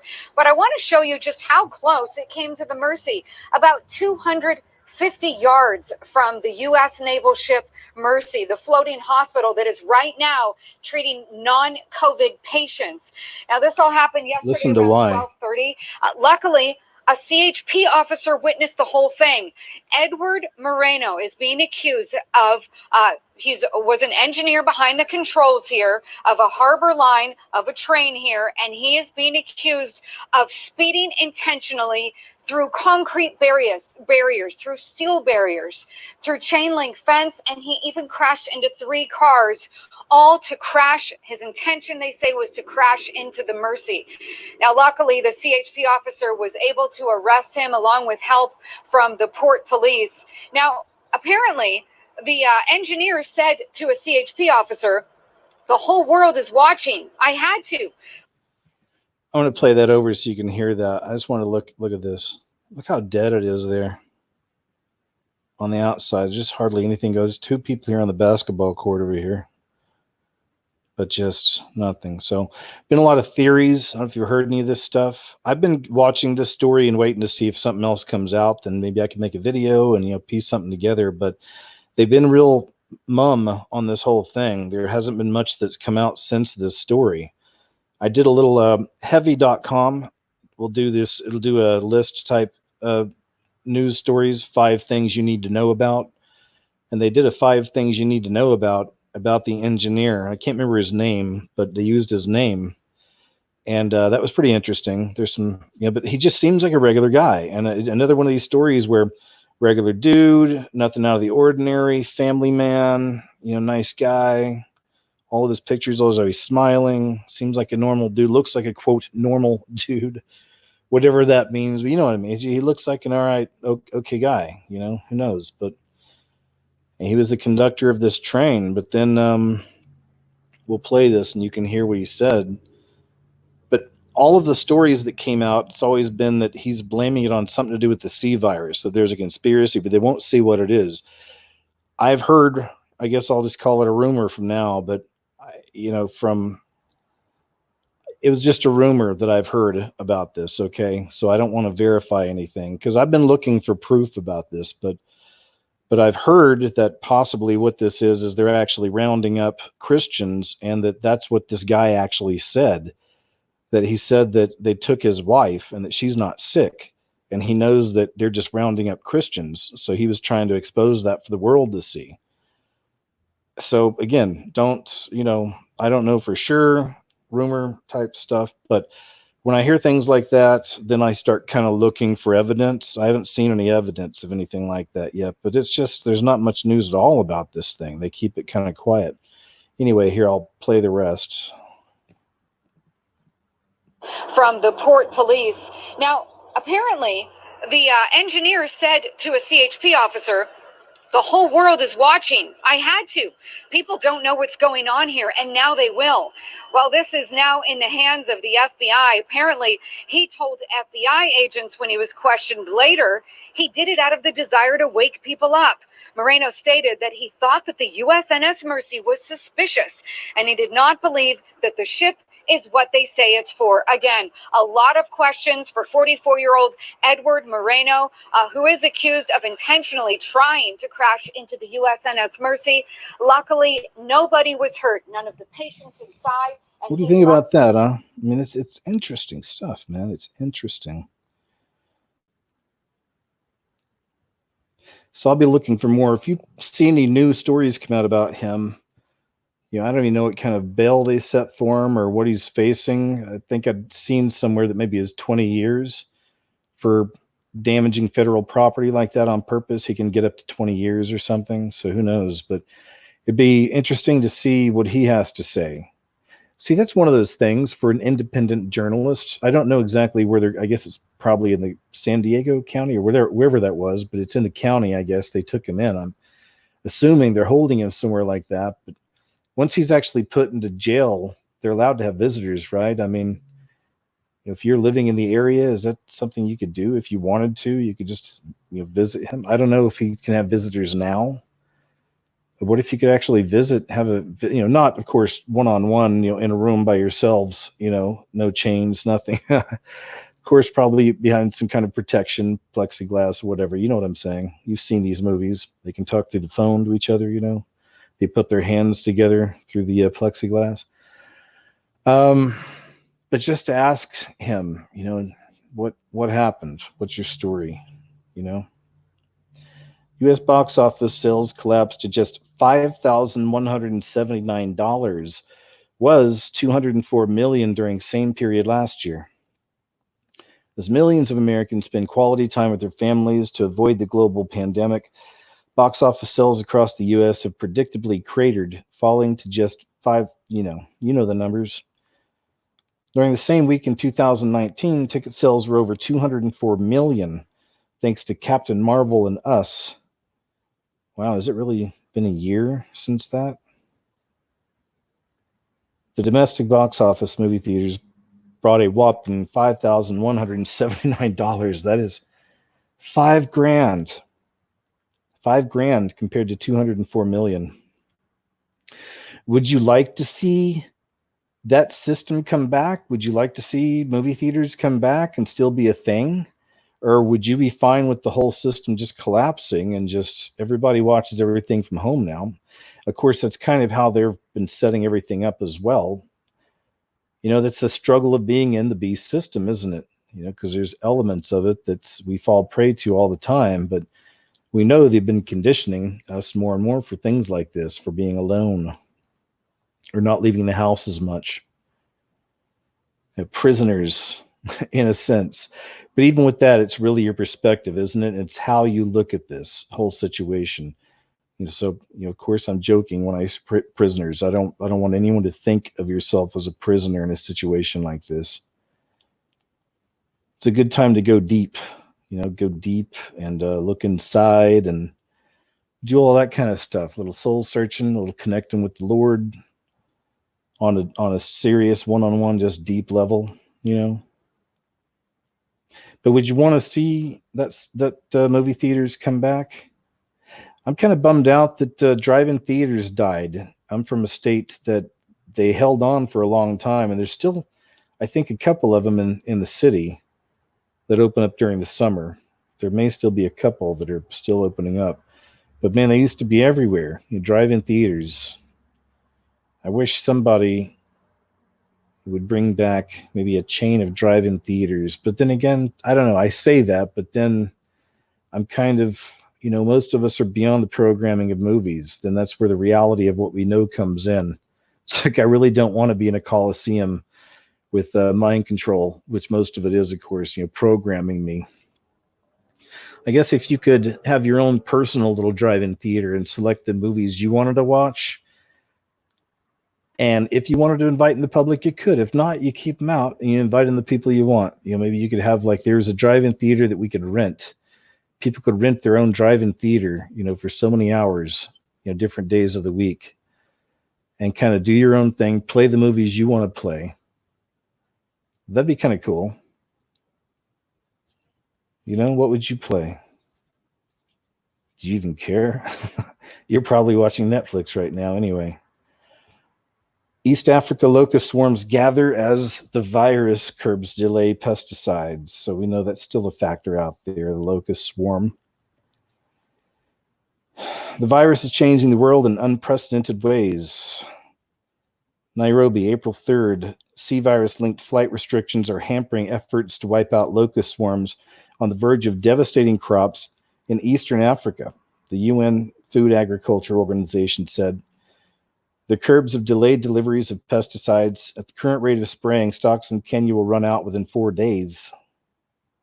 If we fail in the current regional control operations because of lack of pesticides, then we could see 4 million more people struggle to feed their families, he said. Locust numbers exploded late last year, encouraged by unusual weather patterns, amplified by climate change. It's always climate change. It's the boogeyman, climate change. And swarms dispersed eastwards from Yemen, with Kenya, Somalia, and Ethiopia the hardest hit countries. The first invasion that terrorized farmers in a region where 20 million people struggle for food has given birth to a second wave of insects just as a new season of crops are being planted. They are very active, very voracious, and very mobile, Ferrand said. If we don't have pesticides, our planes cannot fly and people cannot spray. And if we are not able to control these swarms, we'll have big damage to crops. In Kenya, they're saying was now looking to secure pesticides for local resources or local sources should the delays continue. All right, I saw 111 in there. The FAO has secured about 111 million of funding towards fighting the swarms. There you have it. Oh, this is another story about, you know, the old 5G masts getting burned, getting boinked down by people. Holy smoke, it says. Idiots burning 5G masts after conspiracy that radiation-sparked C virus is spread by celebs. Celebs are talking about it? I didn't know that. The theory originated last month after a video filmed at a U.S. health conference claimed Africa was not as affected by the disease because it's not a 5G region. The myth was quickly debunked after the World Health Organization confirmed there were thousands of C-19 cases in Africa. The government has also confirmed this is from The Sun, by the way, so I'm not saying all this is on the up and up, but you know, this is where I found the story. The government also has confirmed there is no evidence to suggest that 5G has anything to do with C-19. What do you think about that before I continue? What do you think about this? The idea that 5G is connected to the C virus. It's been out there, right? We've seen it. It's out there. It's a very popular topic. What do you think? You know, from knowing what you know, if you don't know anything, just look up the topic. Dana Ashley did a video on it. Other people have touched on the subject. I know There's been news stories written about it. Look into it. I don't know if I know enough. I don't know if I know enough to say 100%. I believe that I believe everything that we've seen from even the technicians that have talked about this, how dangerous it is to us, just to our bodies in general. I believe that. I believe it's dangerous to the nature around it. We've seen footage of that, of insects, bees dying around these things, trees getting burned around these things. I believe that. I believe it could also ultimately be a part of that, final grid, if you will, over the beast system, the prison planet, and it'll be a way to track people. There'll be some form of technology there. I did a video a while back on this showing you the connection with this and how they're saying openly it's going to be a big part of 5G has to do with virtual reality. So keep your eyes open for virtual reality. That's a big part of this, big part of the push. The ultimate part of the agenda with 5G is connected with virtual reality. So keep your eyes open for that as well. So, but with all this, I don't know. I'm not ready to go burn down a 5G tower. I'll say that. But let's continue here. And nobody asked for this. I know that. I know Dana and other people who touch on this stuff. I don't believe anybody would want anything like we don't want anything like this. I think it's too soon. This is one of those too soon. Now that's just me, okay, but I think it's a too soon. I think when the time is right for stuff like that, people will know. It'll be an open secret. It's going to be out in the open, and it'll be time to take action. I'm with that. I understand there'll be a time for something like that. I believe that, but I just think stuff like this way too soon.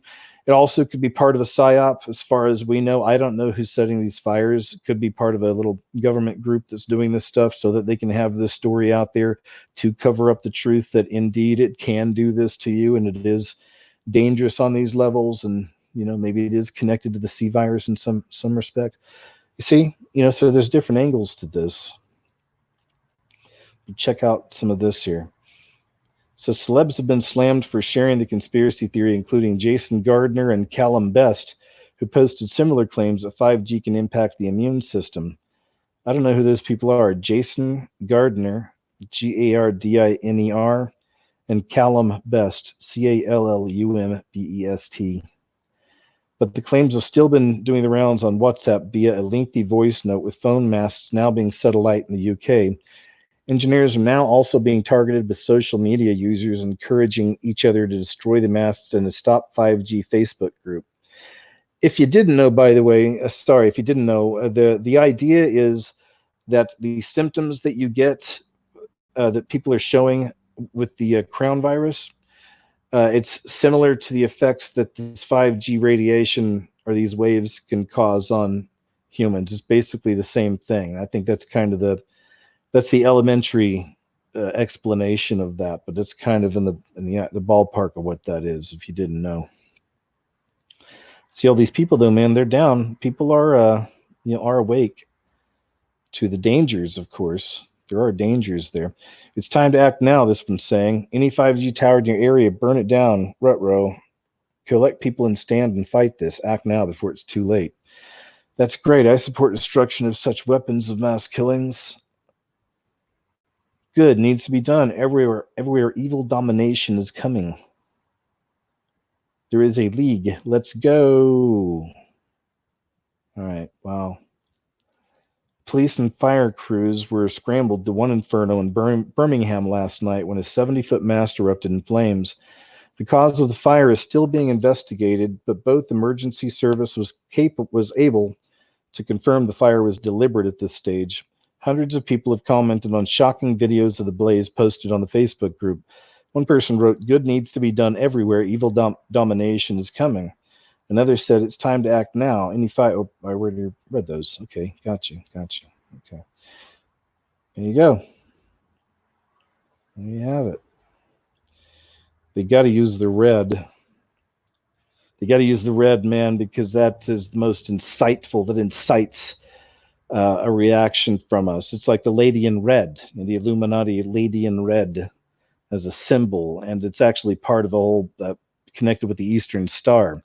and rituals that they do with the lady in red in some of the Masonic lodges. You've seen some of those leaked videos of the ladies in red, or some of the dances some of these ladies have done. But the lady in red's a very common symbol, going back to Babylon as well. It goes way back. But red, all the colors, all of them create emotions. That's why red and yellow, orange, they say makes you hungry, makes you crave. Orange is a color that makes you crave. That's why red and yellow and orange are very common colors in fast food restaurants logos and signs. You probably noticed that. Then anyway, red, it's also a color that incites a sexual color.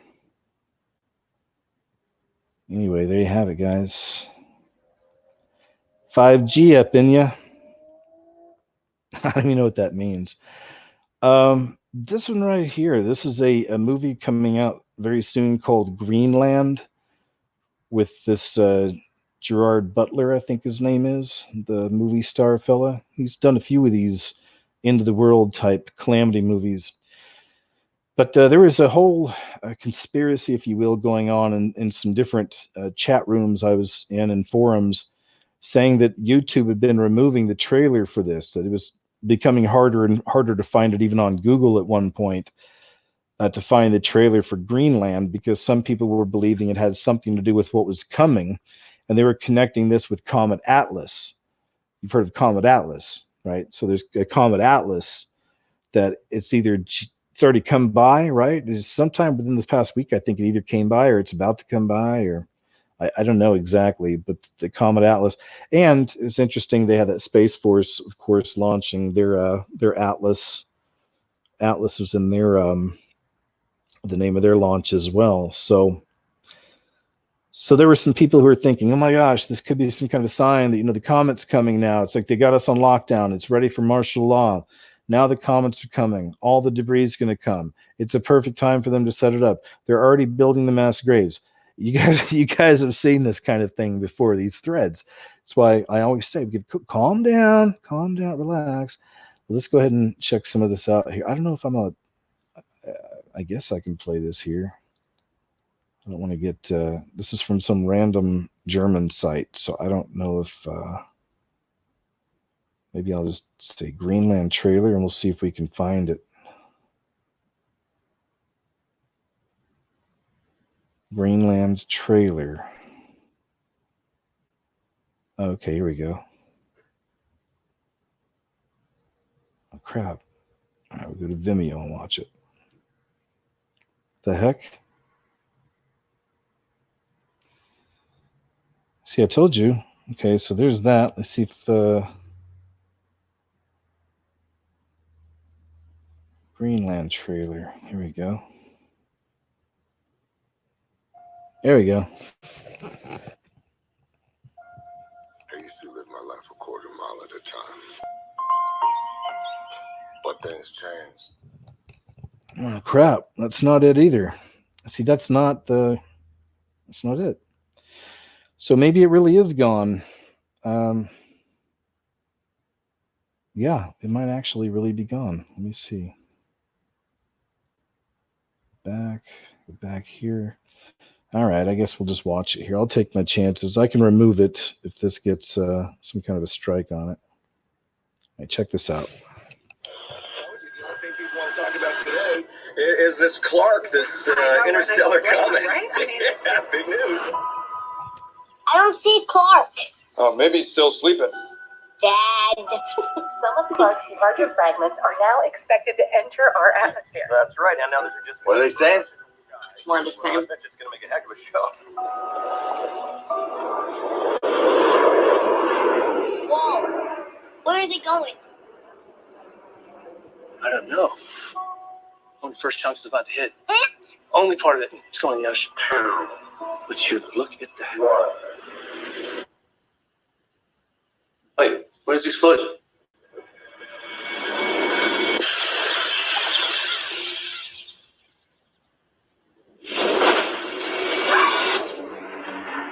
We now are getting word that the fragment has hit Central Florida. Oh my God. Wait, are some more pieces gonna hit? Come on, let's go.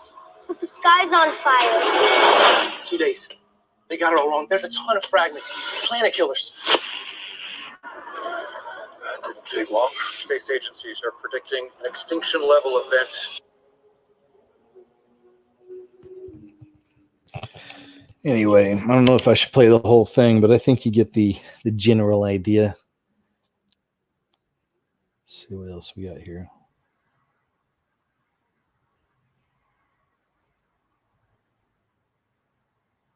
I don't know how he's going to stop this, but I guess we'll have to watch the movie to see. Fire raining down from heaven. There you go. Anyway, you can try to find that for yourself if you care enough. But as I said, I was finding people were saying that this trailer had been being removed, that it wouldn't. They weren't allowing it to be seen for whatever reason. And I don't know. Maybe, I don't know. Too much truth. Is that what's coming? Who knows? I don't know. Okay, here's a bit of a doom break. There might be some naughty language in this, so you may want to. I know that I always get these messages. KJ, me and my 3-year-old really love watching your show together, and I appreciate that, you guys. I do, but just be careful because, especially with the 3-year-olds, sometimes we get into stuff that might be just a little bit too edgy for them. So in that case, if one of your 3-year-olds are in there and you're listening or watching right now, I would suggest you leave the room for now. And you can come back here in a little bit. This right here might have a little bit of bad language. This is Angry Grandma Does Mentos and Diet Coke Prank. I told you we're doing an experiment. With my Mentos and Coke? Yeah, it's supposed to make it taste different. Everybody's doing it. Like when we used to put salty peanuts in our Pepsi and drink it? Yeah. It tasted good. It's supposed to taste good. I don't know how good this is going to taste with fucking Mentos and a Coke. They say it. Fucker. They say it tastes good. What? Ah! Oh! Son of a bitch! Motherfucker! You mother... Oh! What happened? There's fucking Mentos, there's fucking Coke, look at my... There you go. That was from YouTube channel Deviant Tart, King of 97. Whoa, Dr. Fauci in 2017 said President Trump will be challenged by a surprise global disease outbreak. Video. Let's see this video. You guys heard about this one? This wouldn't be the first time that this was broadcast to us before it happened. You guys have seen the examples here, and I'm sure you've seen other examples elsewhere.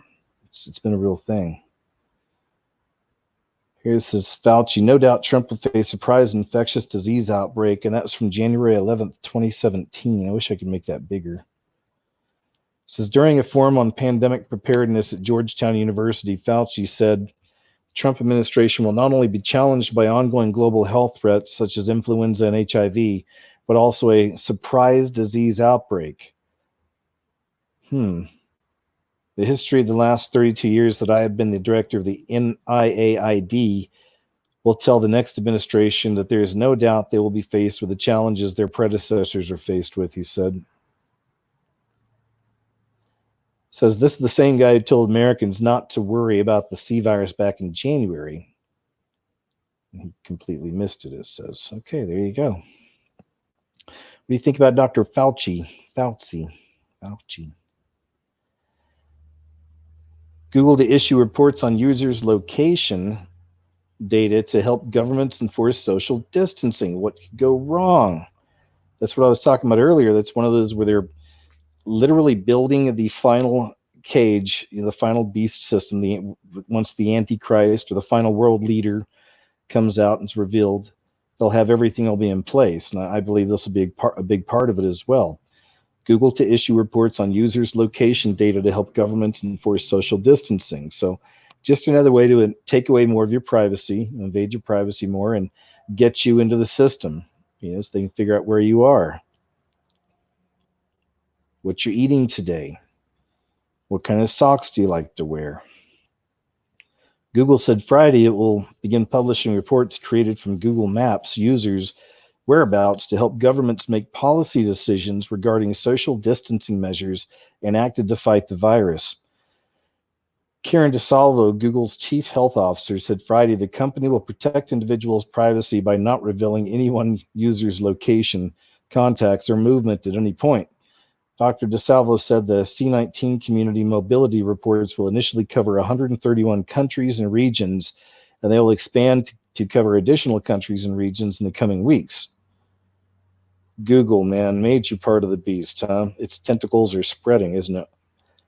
The reports use aggregated anonymized data to chart movement trends over time by geography across different high-level categories of places, such as retail and recreation, groceries and pharmacies, parks, transit stations, workplaces, and residential.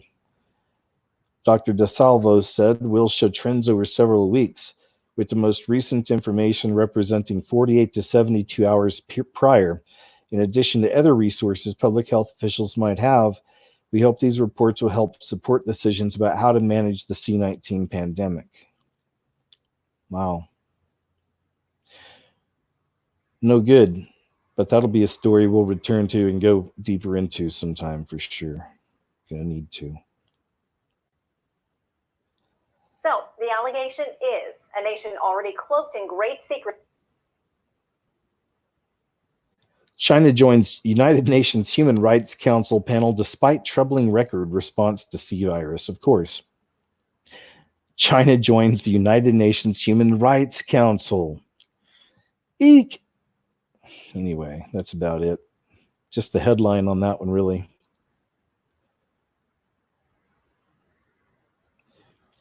Okay, this right here. There it is.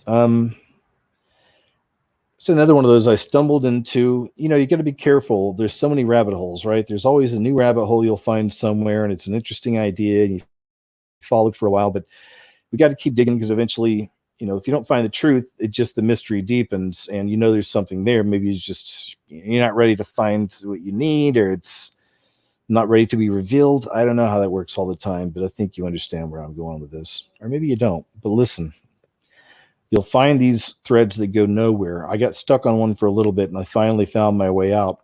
People are posting this stuff. We are here with you, showing up on TV screens across America. So people started posting this stuff, and you can see it's this message, we are here with you. I think that's one. Here it is on a few different places. We are here with you. We are here with you. I don't know if that 337 came in. I guess that was a part of it. I don't know, but I haven't looked up what 337 means. If anything, if you guys are interested and you like looking that kind of thing up, you might want to look up 337 meaning in the Bible. Look stuff like that up, and it'll be interesting to see what you come up with. Biblical meaning 337. All right, so there's that. Here's some more places where it showed up. We are here with you. We are here with you. Anyway, so some people were really freaking out. It was like, oh my gosh, man, this is it. It's like, here's another one. People were posting all these examples. Who is it? And some people were saying it was Q. That it's Q saying we are here with you. They broke in and they're putting this hidden message in plain sight. For everybody that really gets it, we're with you. Stand together. All this stuff. Some people were saying it's alien programming. They're getting us ready for the aliens are coming. But then this guy, I finally found a response on that last thread talking about the we are here with you. He found it too, and then he found it right here, and you can see what it really is. It's just a little ad campaign. See? For the C-19 stuff. We are here with you. That's all it is. There you go. Mystery solved. All right, let's go here. A little bit of a doom break. Super cute duck tries hard not to fall asleep. Sometimes it's nice to take a short little break between some of the heavier subjects we may get into from time to time and take a look. Haven't been too many super heavy subjects this week. A lot of weird, crazy stuff, but hey, that's fun too. But anyway, here you go. Super cute duck tries hard not to fall asleep. It's a cute little duck. There's really no audio there. Would you own a duck?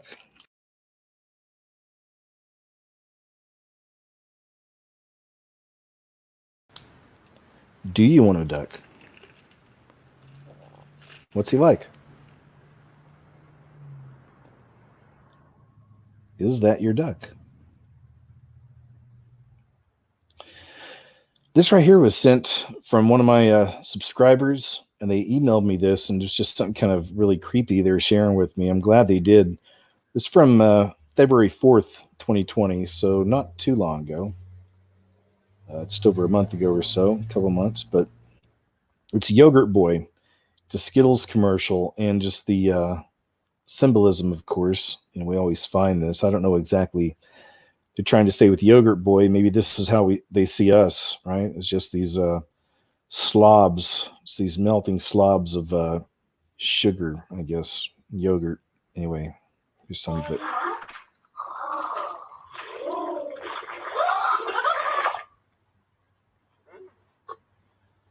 There you go. You've got your Masonic floor, of course. Some people never question that. They just get used to seeing it. Because we've been seeing it for years in so many movies and TV shows, right? But I've shown you one message we see in a lot of films and TV shows is the sacrifice on the tile floor, the black and white tile floor. It's very common. It's up there with the 33s. It's another one. You'll find a lot of movies and TV shows where there'll be these either real or mock type sacrifices, or real, as far as the movie or TV show is concerned, sacrifices on the checkerboard floor. Or even Michael Jackson, blood on the dance floor. The sacrifice on the floor, the red on the black and the white. Anyway, there's that. Thanks for sending that. Here's something else. Another one of my subscribers sent me. Super, super creepy. Every one of these things you're looking at right here are not real. None of these are real. Look at this, though. None of these are real. None of these are flesh. They're all dolls. But look how realistic they are. And they have prices, like people can buy these things. The site is called IKUQIYI. I don't know what that stands for. But I know these are got to be the creepiest dolls I've ever seen in my entire life. It's because they're so amazingly human looking. They're so real looking, aren't they?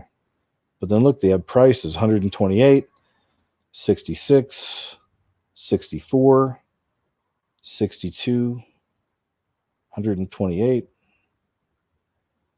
None of these babies you're looking at are real. They may look real. We'll jump around a bit.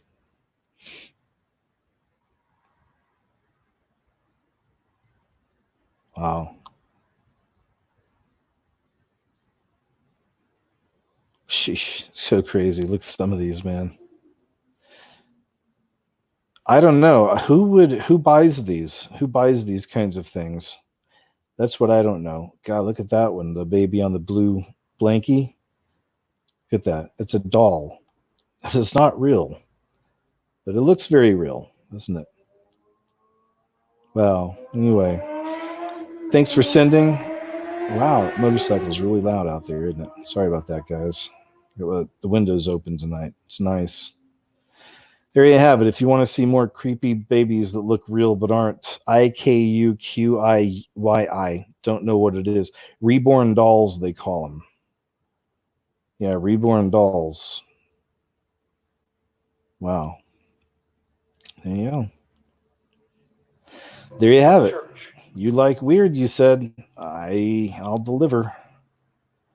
Oh, let me pull this back, show you who this is from. This is from Exposing Charlatans YouTube channel.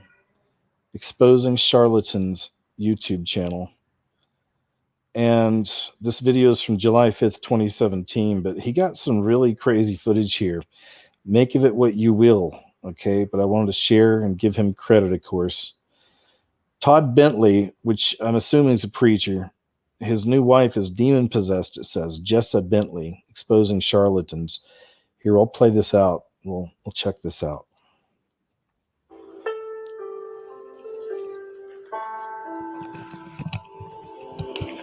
Jessa.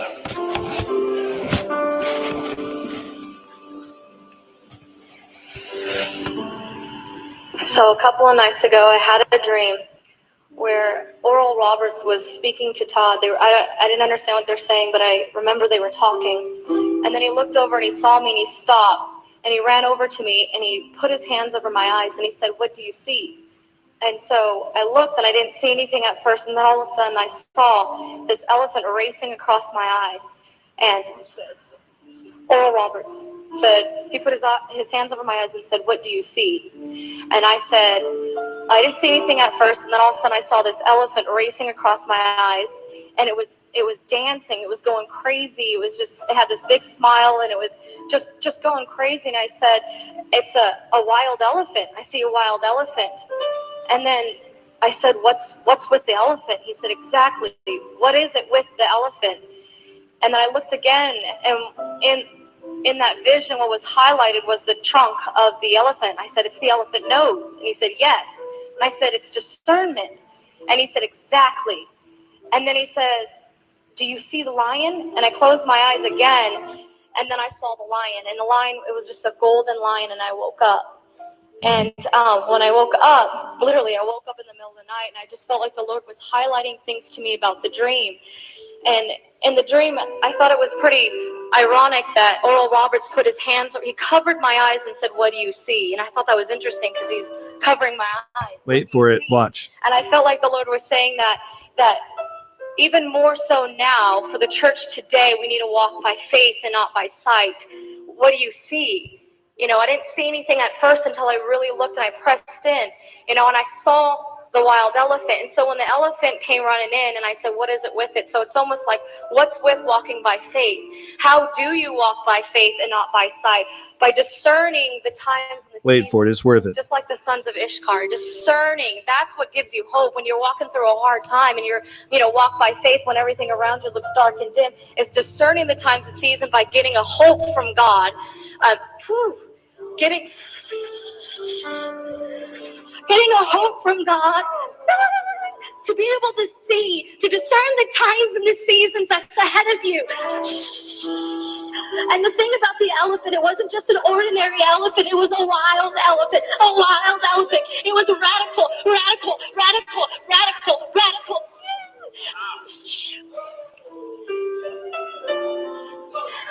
And the elephant Jeepers. a great impact. And I really Calm felt like what down. happened in Lakeland was just the beginning. It's just an introduction. It's just an introduction. Just a table of content of what's to come. And I felt like the great impact is greater, greater, greater. It's the great impact, and the greatest impact that you can have is bringing the kingdom of God to earth. It's to give an encounter of Jesus Christ to every single person. That's the greatest impact we can have. The great impact is the discern. Watch. And I saw the wild elephant. And so when the elephant came running in, and I said, "What is it with it?" So it's almost like what's around you looks dark and dim. It's discerning the times and seasons by getting a hope from God. Getting a hope from God. To be able to see, to discern the times and the seasons that's ahead of you. And the thing about the elephant, it wasn't just an ordinary elephant. It was a Kundalini. wild elephant, a wild elephant. It was radical, radical, radical, radical, radical.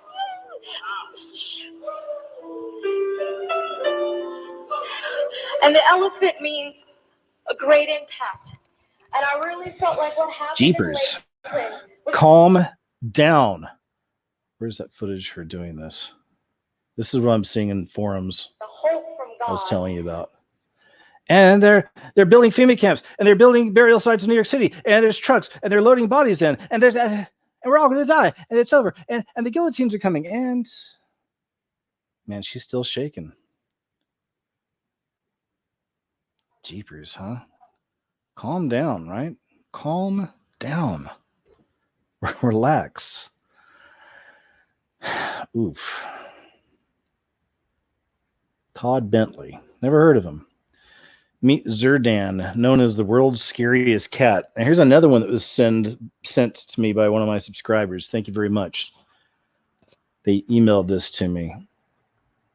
Really, just the pictures is what matters here. I'll give you a little background. Hairless skin, wrinkles from head to toe, a judgmental frown, and a cold stare that pierces your soul. That's what is one Zerdan, the naked cat, the title of world's scariest cat. All right, let's take a look. It's a doom break. Come on, we need our doom breaks. You know, I love my cats. I have one cat. I got Chubbs. He's acting up. He's been running around over here. He always acts up in the background. What do you think about that, man? This is a real cat. Look at this. Whoa.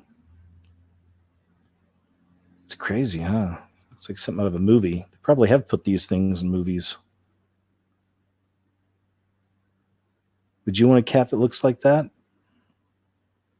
Aw, looks like a brain that's exposed. So cute. Whoa, no way. Look at that. It's crazy. What? Chubbs? What's going on? All right. Aw.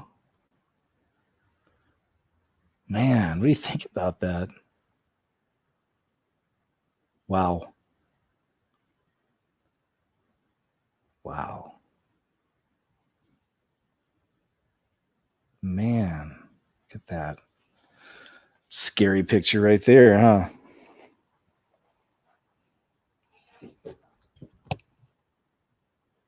Oh, I guess that's a pretty cute picture. They're trying. It's captivating is what it is. It's captivating. That's how it looks. That's how I view it. It's a captivating creature. It's hard to take your eyes off of it. It doesn't even look real there.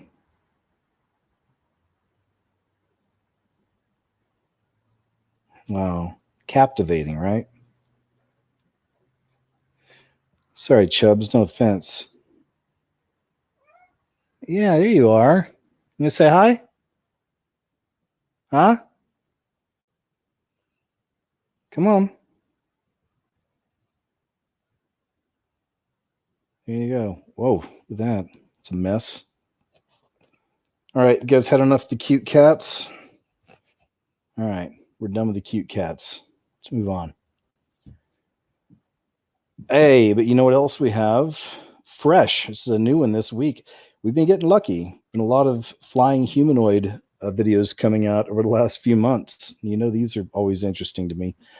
Flying humanoid with elongated skull and wings caught on video in Worthing, West Sussex, United Kingdom. So let's see if we can just get straight to the video here. And this is from UFO Mania, The Truth is Out There. Here we go. Check this out.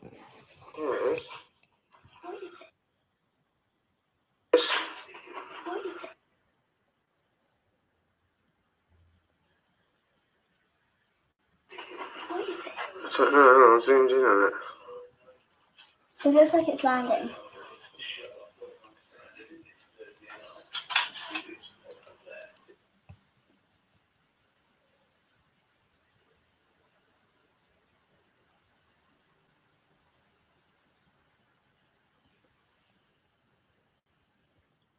It's pretty crazy, huh? Flapping wings.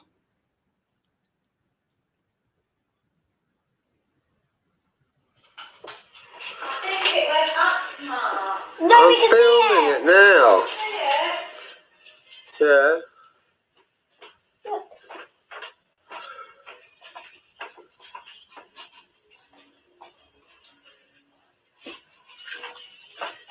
No, come here now. It's getting too far away now.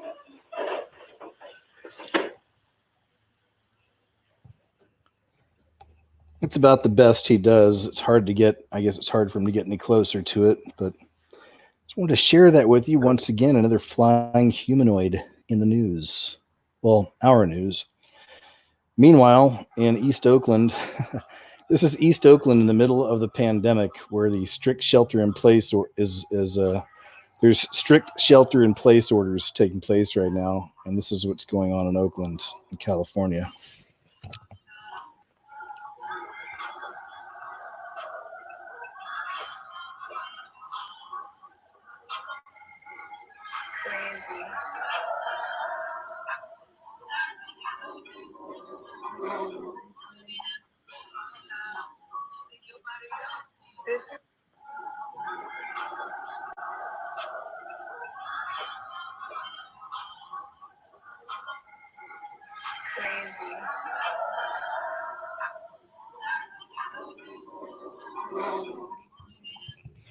I'm not seeing any masks out there, people.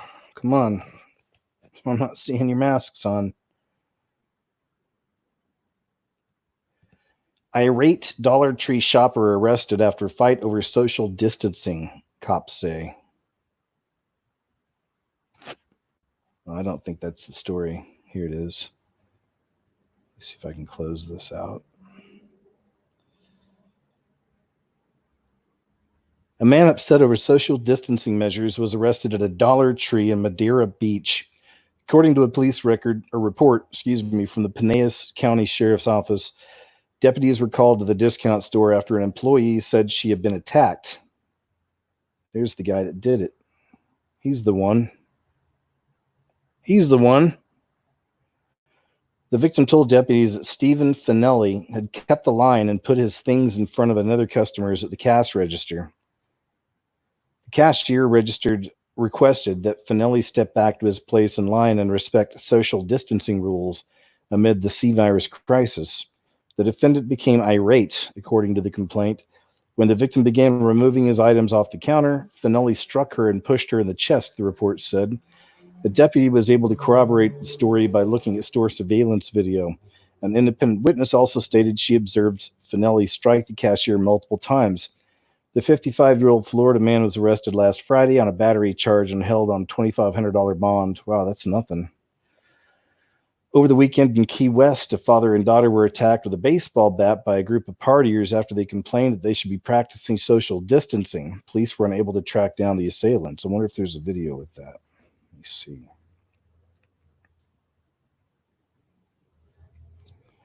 No, I guess not. Okay. Moving on. Wow, it's loud out there. These are motorcycles you hear in the background. You hear those? Man, loud. Man handcuffed in front of young daughter for not social distancing on softball field. A family outing to a local softball field ended with a father being handcuffed in front of his young daughter for not social distancing amid the pandemic. As ABC News reports, it happened in Brighton, Colorado, and now the police department there is conducting an internal investigation into its social distancing crackdown that resulted in the arrest. In another twist, the father who was arrested turned out to be a former Colorado State Patrol trooper who told ABC News he was handcuffed in front of his 6-year-old on a near-empty softball field. Former trooper Matt Mooney said, "We're just having a good time, not near anybody else. The next closest person is at least 15 feet away from me and my daughter at this point." More from ABC News. Mooney says when police arrived, they began telling him and others in the area to leave because the park was closed. During the interaction with the officers, Mooney says he told them he believed he and his family were in compliance and practicing proper distancing. Mooney adds that officers threatened him when he failed to provide his identification. In the end, Mooney was handcuffed and placed in a patrol car before being released. The arrest was caught on cell phone camera by former Brighton City Councilman Kirby Wallen. Show us that video, Kirby. Man 34 takes his own life after being unable to cope with C-virus self-isolation, April 4th, 2020. A man who suffered from bipolar disorder has taken his own life after being unable to cope with self-isolating during the C-19 pandemic, his family have said. Daniel Furness, 34, died last week after struggling with the lockdown at his home in Waterlooville, Hampshire. In the days before Mr. Furness's passing, he posted on social media, "There is not enough guidance for people with mental health issues." Mr. Furness's sister, Chelsea, 28, is hoping his death will raise awareness of the issues facing those with mental health problems during self-isolation. She said, Dan had a long history of mental health issues, and one of the things he struggled with was being on his own. He lived on his own but would go out every day. Dan had diabetes and was classed as a high-risk person. So after lockdown, he was unable to go out, which we think pushed him over the edge. We were concerned about him being in isolation and stayed in touch, but were not able to see him. We tried our best and let him know we were there for him. More can be done to help people who are struggling with while self-isolating. Hopefully what's happened with Dan can raise awareness of these issues. All right. I think that the system, if you will, would like to see a lot more of that. A lot more of that. Cell phone tower is attacked. That's right. We already talked about this. There you go.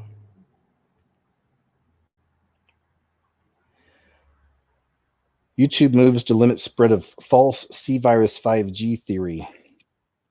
Of course they do. YouTube will reduce the amount of content spreading conspiracy theories about links between 5G and C-virus that it recommends to users. It is said as 4 more attacks were recorded on phone masts within 24 hours. The online video company will actively remove videos that breach its policies, it said. The content that is simply conspiratorial about 5G mobile communication networks without mentioning C-virus is still allowed on the site. Oh, thanks, YouTube. YouTube said those videos may be considered borderline content. Oh yeah, that's how they classified my channel so many years ago.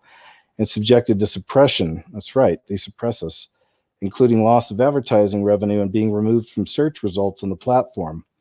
We also have clear policies that prohibit videos promoting medically unsubstantiated methods to prevent the C-virus in place of seeking medical treatment, and we quickly remove videos violating these policies when flagged to us. Flaggers, so a bunch of flaggers, flaggots, the flaggots are out there. We've also begun reducing recommendations of borderline content, such as conspiracy theories related to 5G and the virus that could misinform users in harmful ways. The company's decision to reduce the visibility of content linked to the false theory came as Vodafone said that 2 of its own masts and 2 it shared with O2 were targeted. 3 other masts were subjected to arson attacks last week. Nick Jeffrey, Vodafone UK's chief exec, said it beggars belief that some people should want to harm the very networks that are providing essential connectivity to the emergency services, the NHS, and the rest of the county. ... What's this? Oh, this is the actor Ezra Miller.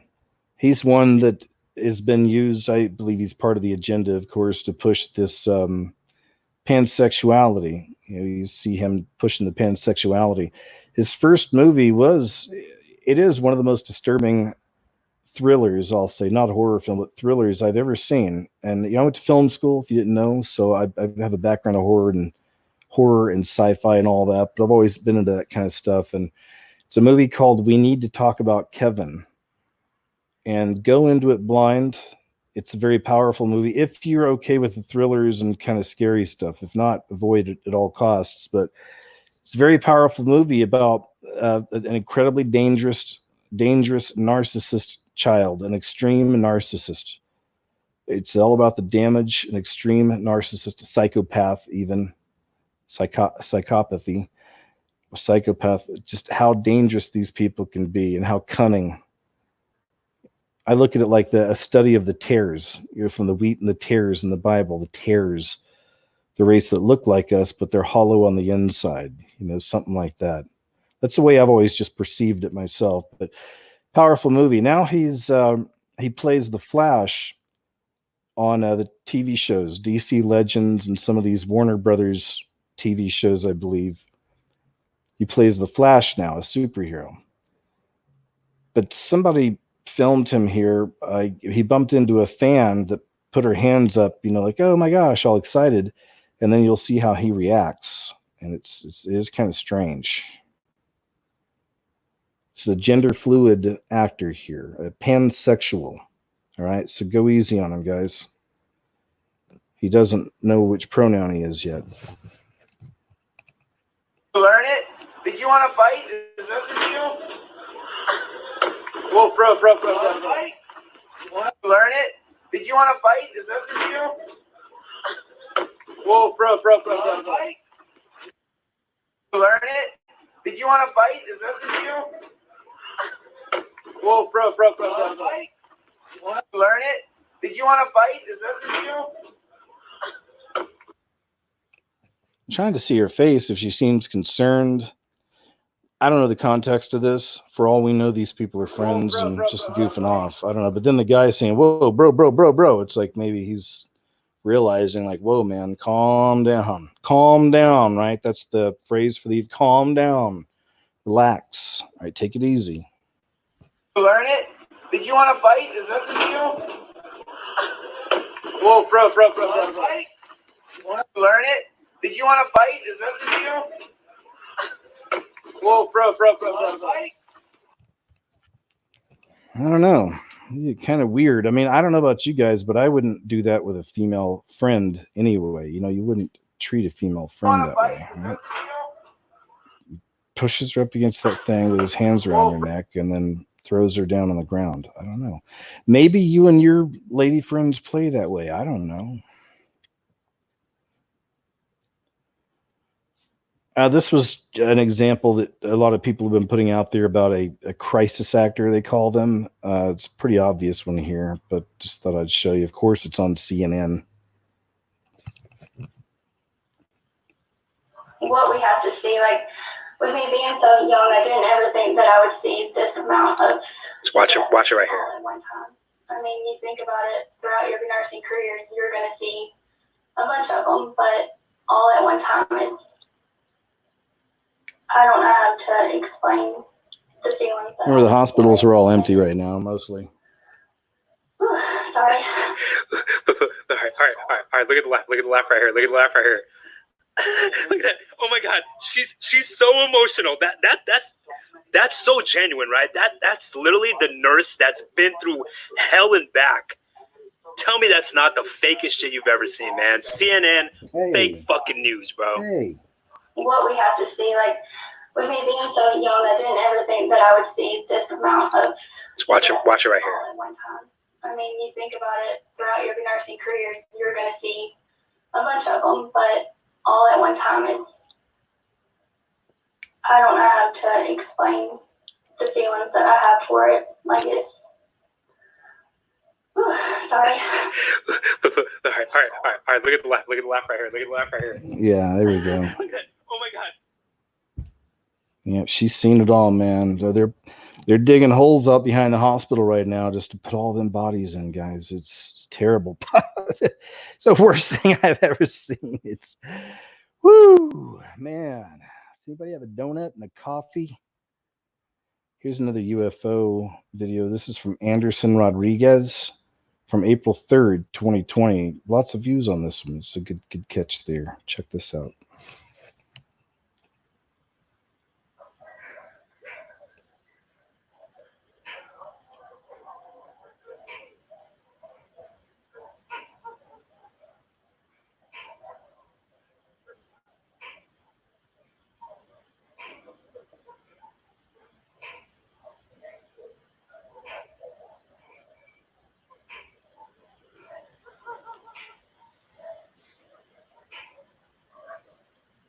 Se quedó parado.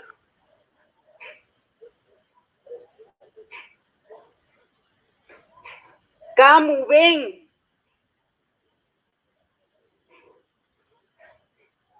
And there he goes. Out of our dimension. Out of this plane of existence. After 4,400 years, ancient comet Atlas arrives again. Something to worry about? Question mark.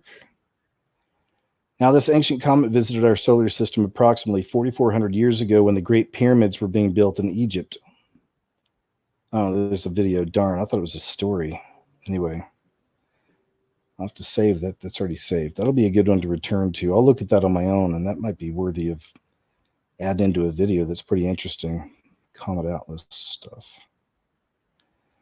20,000 satellites for 5G to be launched, sending focused beams of intense microwave radiation over entire Earth. April 10th, 2020. healthimpactnews.com. Public attention about 5G has been focused on the plans of telecom companies to install millions of small cell towers on electric utility poles, on public buildings and schools, on bus stop shelters and public parks, and anywhere they want on national parks and on federally owned land. In local urban communities, there would be a cell tower approximately every 500 feet along every street. As bad as these small cell towers might seem from the standpoint of constant exposure to radio frequency radiation in close proximity to the source, perhaps an even more alarming prospect will be the beaming of millimeter-length microwaves at the Earth from thousands of new communication satellites. The FCC gave approval to SpaceX on March 29, 2018 to launch 4,425 satellites into low orbit around the Earth. The total number of satellites that's expected to be put into low and high orbit by several companies will be 20,000 satellites. These satellites will use the same type of phased array antennas as will be used by the ground-based 5G systems. This means that they will send tightly focused beams of intense microwave radiation at each specific 5G device that is on the Earth, and each device will send a beam of radiation back to the satellite. Wow. Previous generations of radio frequency cellular communication used large antennas to send a blanket of radiation in all directions. The lower frequencies they used in the broad distribution of microwaves limited the numbers of cellular devices that could connect through an individual tall tower. The much shorter length of microwaves used for 5G will make it possible to use small phased array antennas to send and receive signals.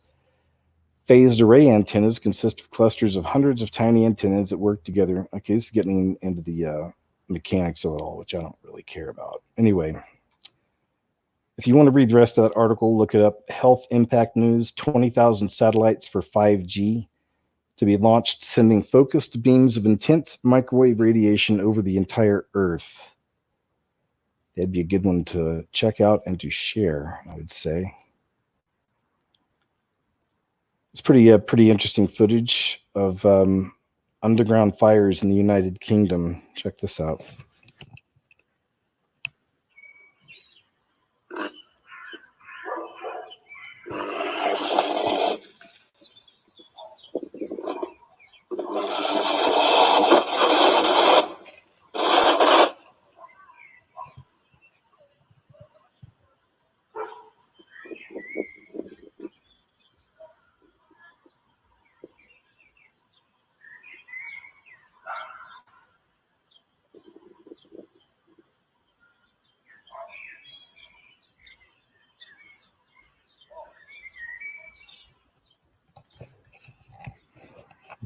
What could it be?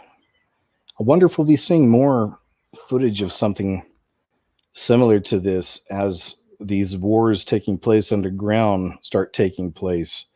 And maybe they already are. Maybe that's where all the mysterious booms were coming from. People have been hearing all around the world.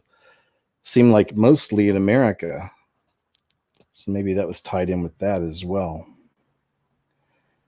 Empty hospitals. Hashtag empty hospitals trending on social media after horror stories claimed they would all be overrun with COVID. So I was talking about earlier. To say that a lot of media coverage surrounding the C-19 outbreak has been needlessly hyped is an understatement, but nothing about that really surprises us because that's what the mainstream media does. One of the media's narratives has been to portray the virus as so deadly serious that there would be no way with our country's current hospital capacity we'd be able to deal with the vast number of patients. Now, to be fair, there are parts of the country where hospitals are certainly being challenged, no question about that. But strangely, in places like California, where the first virus cases surfaced, there's no real strain being put on hospitals and healthcare systems. In fact, the hashtag empty hospitals is now beginning to trend on social media.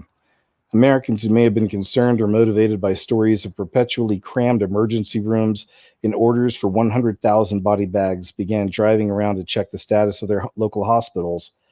And what they're finding certainly does not match all of the breathless reporting. You have it. True, true. True, true. Washington State okays facial recognition law seen as national model. I'm sharing this because this is something I've talked about even recently, about the connection between, China is the testing ground for these more technological aspects of the beast system, and then we're seeing it more and more coming to America. We even saw footage in the beginning of this outbreak in China of drones flying over the people and yelling at them to go back into their house, right? Well, now they have it here in America, so that's just one example of many, but that's the idea. Well, now we have Microsoft-backed bill sets limits but doesn't ban the technology. Washington State okays facial recognition law seen as a national model. So now they're bringing in the social credit system. Right? They started it in China, and we're seeing it more and more coming into America, and it's just another example there. Oh, you have to sign in to read the whole story, so I'm not going to do that. But this is on the Wall Street Journal, and I will do more of a follow-up on this story, I promise. I'm even going to make sure this goes up to the top of my bookmarks. Here we go. Quebec government signs $23 million deal to roll out airships which will begin delivering supplies to remote northern territories in 2022 and help reboot the industry. I just wanted to share this because this is so crazy to me. When I first saw what I'm about to show you, these pictures, it made me think more and more of how we really are, and I've shown you all examples of this throughout the years, but we really are living in a movie. It's a movie they've programmed us to be ready for a very long time, and we're living in that futuristic, dystopian type film, if you will. But look at this. This is like something out of the movies. It really is. These flying wells, they call them, the airships, will be carrying up to 60 metric tons of cargo and travel at speeds up to 62 miles per hour. But these are going to be flying around delivering supplies to people. Look at that. It's cool looking though, huh? Let's see if we can get a bigger picture. There we go. I mean, doesn't that look like something you'd see in a movie? It's supposed to take place in the future or something. That'd even be the background on a future, planet, somewhere far away in the future.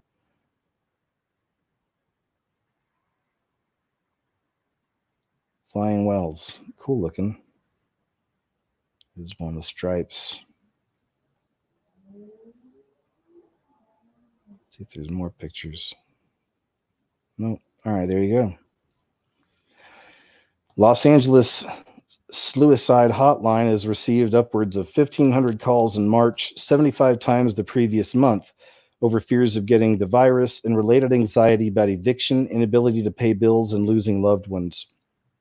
I don't even want to read the article on this. It's on Daily Mail. I just wanted to use this as an example, but something I talk about a lot, especially on the live shows, is just remember, guys, that it's not a time for fear.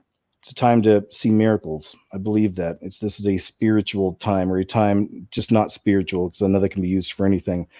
In my case, what I believe is this is the time to draw closer to your Creator, closer to the Lord God, through Jesus Christ, your true best friend. It's always there with you. This is a time to really work on that relationship, and not only that, but to really ask, for what ask for what you need. Ask the Lord, ask God, for what you need. Ask the Creator, the Lord God, what do you need? Just put it out there. When you're sitting here thinking it's all caving in, all the walls are caving in, how are we going to get out of this? How am I going to pay my bills? How is my job coming back? Am I going to have a job? Just calm down, relax, and pray in earnest. Believe as you're praying. Don't just say words to the ceiling. We really know you're connecting and that He's hearing you. And genuinely and honestly, just ask for what you need. So, can you please provide this for me? You'll see miracles. I promise. I'm not a preacher. I'm not trying to sell you some snake oil or something like that. This has been my own experience. So we're going to see more stories like this with the suicide, because that's what a lot of people are probably going to choose. That's fear. And, it's a real shame so much of our media pushes this kind of stuff. They're causing a lot of this, or they're making it worse by constantly pushing the fear of everything, right? Usually just for their own political type agendas. Catholics may now confess directly to God without a priest present. I mean, this kind of stuff to me is laughable with this guy. I mean, hello, that's one of the big issues between religion and just having faith, relationship with the Lord rather than the religion of it all. Most of us around here, around these parts, we're beyond the religion of it. Some people still go to church for the community of it all, but I think most people, even now, that's part of what people expect, this great awakening, and people are looking at the churches, to start. I think it's more internal, and that we have seen this great awakening, if you will. And that great awakening is people learning that they can talk straight to the Creator, that He's there for them at all times through Christ. That story was real. It's not all bogus. It's not all bunk. We know Easter's a sham. This not, but Christianity was a created religion. Before that, though, doesn't mean that Christ wasn't the real person, and that all of this stuff is, it's the things from the Bible we're seeing coming true. For one, the prophecies, but it's looking beyond just the really vulgarity in so many ways too of religion and kind of the religious systems and the crimes people commit under religion, things like this. And it's just having that pure, real relationship one-on-one with the Lord through Jesus, and living it and asking, Father, I'm scared of them. I'm afraid this is going to happen. That's going to happen. Help me, please. Can you help me provide this? Help me find, diapers for the baby, or whatever it is, food to put on the table, whatever. Anyway, yeah, it's always kind of rubbed me wrong anyway, the whole idea, and no offense to our Catholic friends out there, we may have some out in the audience, but that you've got to go into some booth and tell all your dirty darkest to some dude sitting on the other side. It's like, no thanks, sir. We're all wretched. You're no more holy than I am. None of us are worthy. More people died from suicide than C virus in Tennessee this week. That's March 27th, going back a little bit, 2020. I told you, just more of these types of stories. It's a shame people are going to choose that kind of thing. Here we go. This is from March 27th, 2020. This is why I pulled up the other story about training for War Underground. C-19 drives command teams charged with Homeland Defense into Cheyenne Mountain Bunker. Another U.S. military command and control element is also now isolated in a third undisclosed location. So the real question is, and this may be worthy of a good video too, to start looking more into this. What are these people preparing for? Why are they all going underground?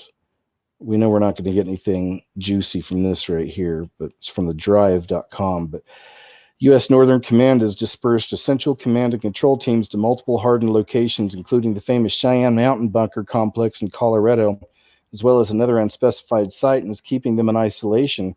The command took these steps to help ensure these personnel can continue to watch around the clock for potential threats to U.S. homeland as the C-19 pandemic continues to expand across the country and around the world.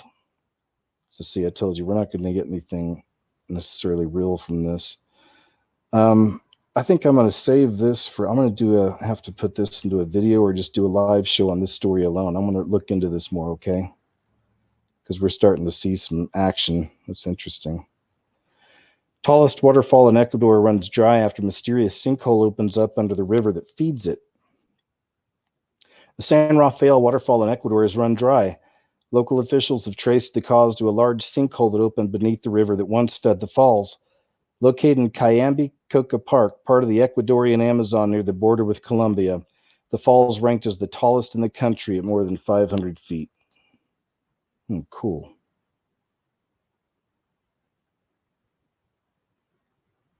cool. Oh, that's pretty. All right, nice. Same picture. All right. Neat. Now it's drone footage captures. It's all dried up. All right, we get it.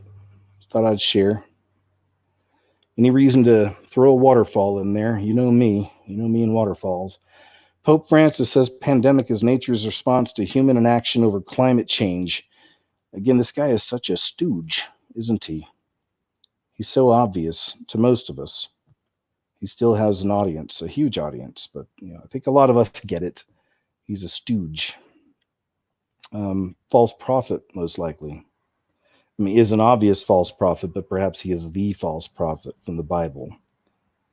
Many have said, many claim. Another mass UFO sighting. This is over Cleveland, Ohio, April 4th, 2020. It's a good one, too. Another formation. This is from BP Tech Fix. BP Tech Fix. If you ever want to check this out, I'm going to go and play it out for you.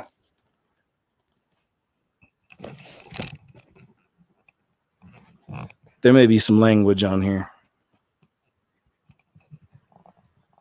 Bro, what the fuck is that, though? Ain't nobody seeing this shit?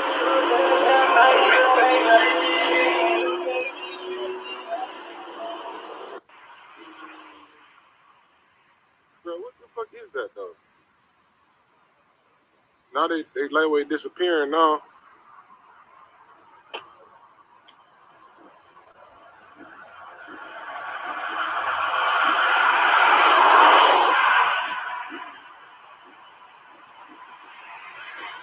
You can barely see them on the camera now. It's only 3 now.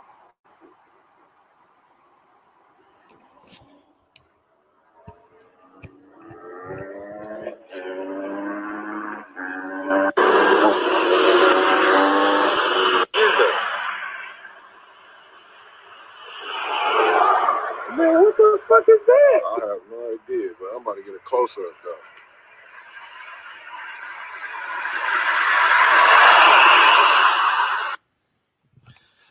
I don't know.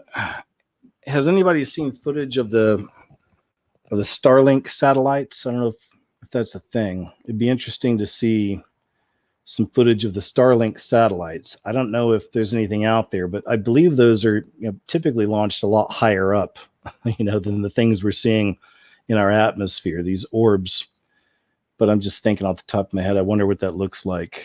I'll have to look that up, some footage of Starlink, if anybody's got footage of that. Maybe, again, look, I know there's a lot of shady things about NASA. It's hard to trust.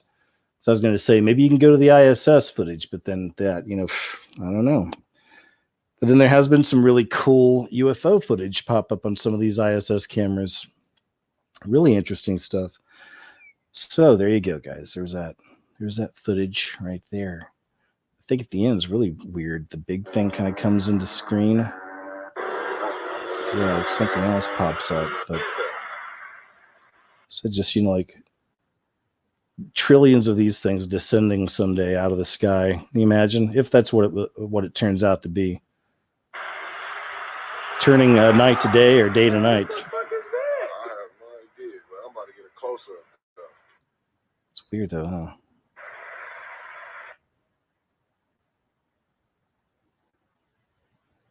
It says police raid church's drive-in service, issue $500 tickets to entire congregation. Watch, says gladly. Can't be played. What the crap?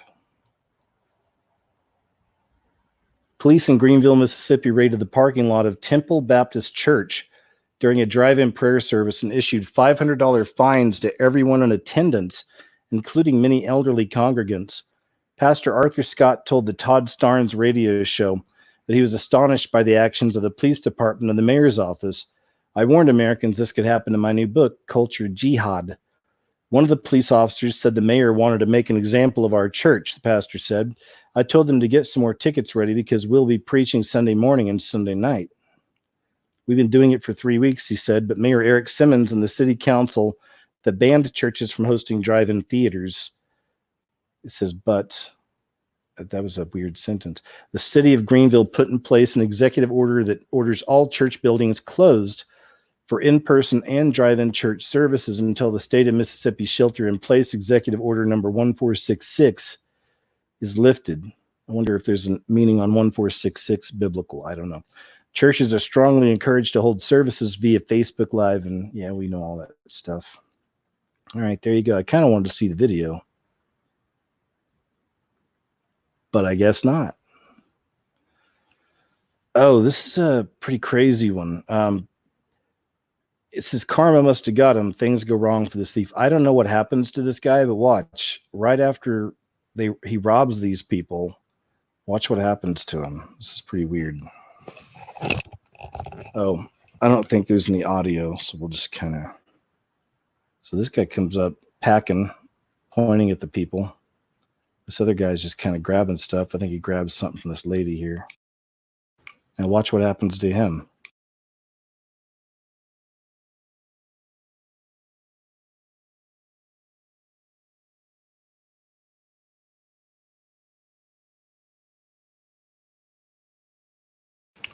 Now watch how the people react.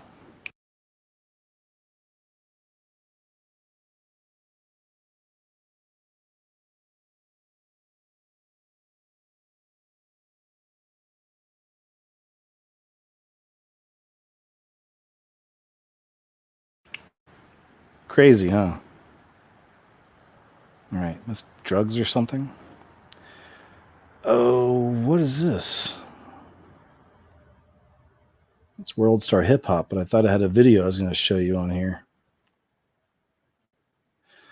Oh, here we go. This is another one of those of, this is two people. I've had several times I've shown you guys clips of people on here with Teslas passed out asleep behind the wheel, and people would film them on the highway. And now here's one where there's two people passed out in a Tesla being filmed. Check this out.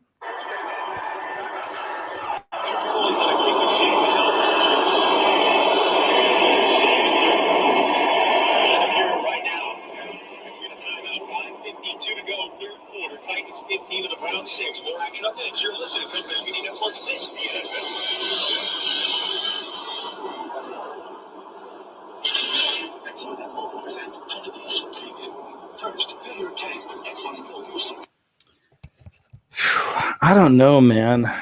Could you do that? I couldn't. I don't think I could trust my car like that. Autopilot and just pass out. I just don't think I could do it, man. Or this last one is we'll leave our last clip tonight, our last story. We'll leave with it's a treat, another Walmart treat. Here's another example. This time it's a lady tripping out in Walmart.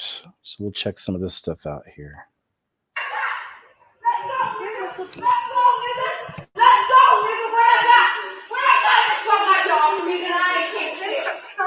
They stopped her for trying to steal something, and now she's blowing up.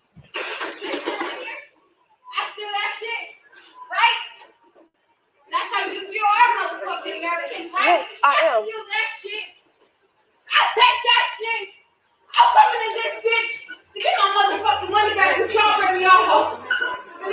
Are they built on these Walmarts? Are they built on Indian burial grounds? Is there some kind of ley line there? Google Earth. If I looked at Google Earth, are all the Walmarts on a pyramid structure? You know, I wonder. I don't know.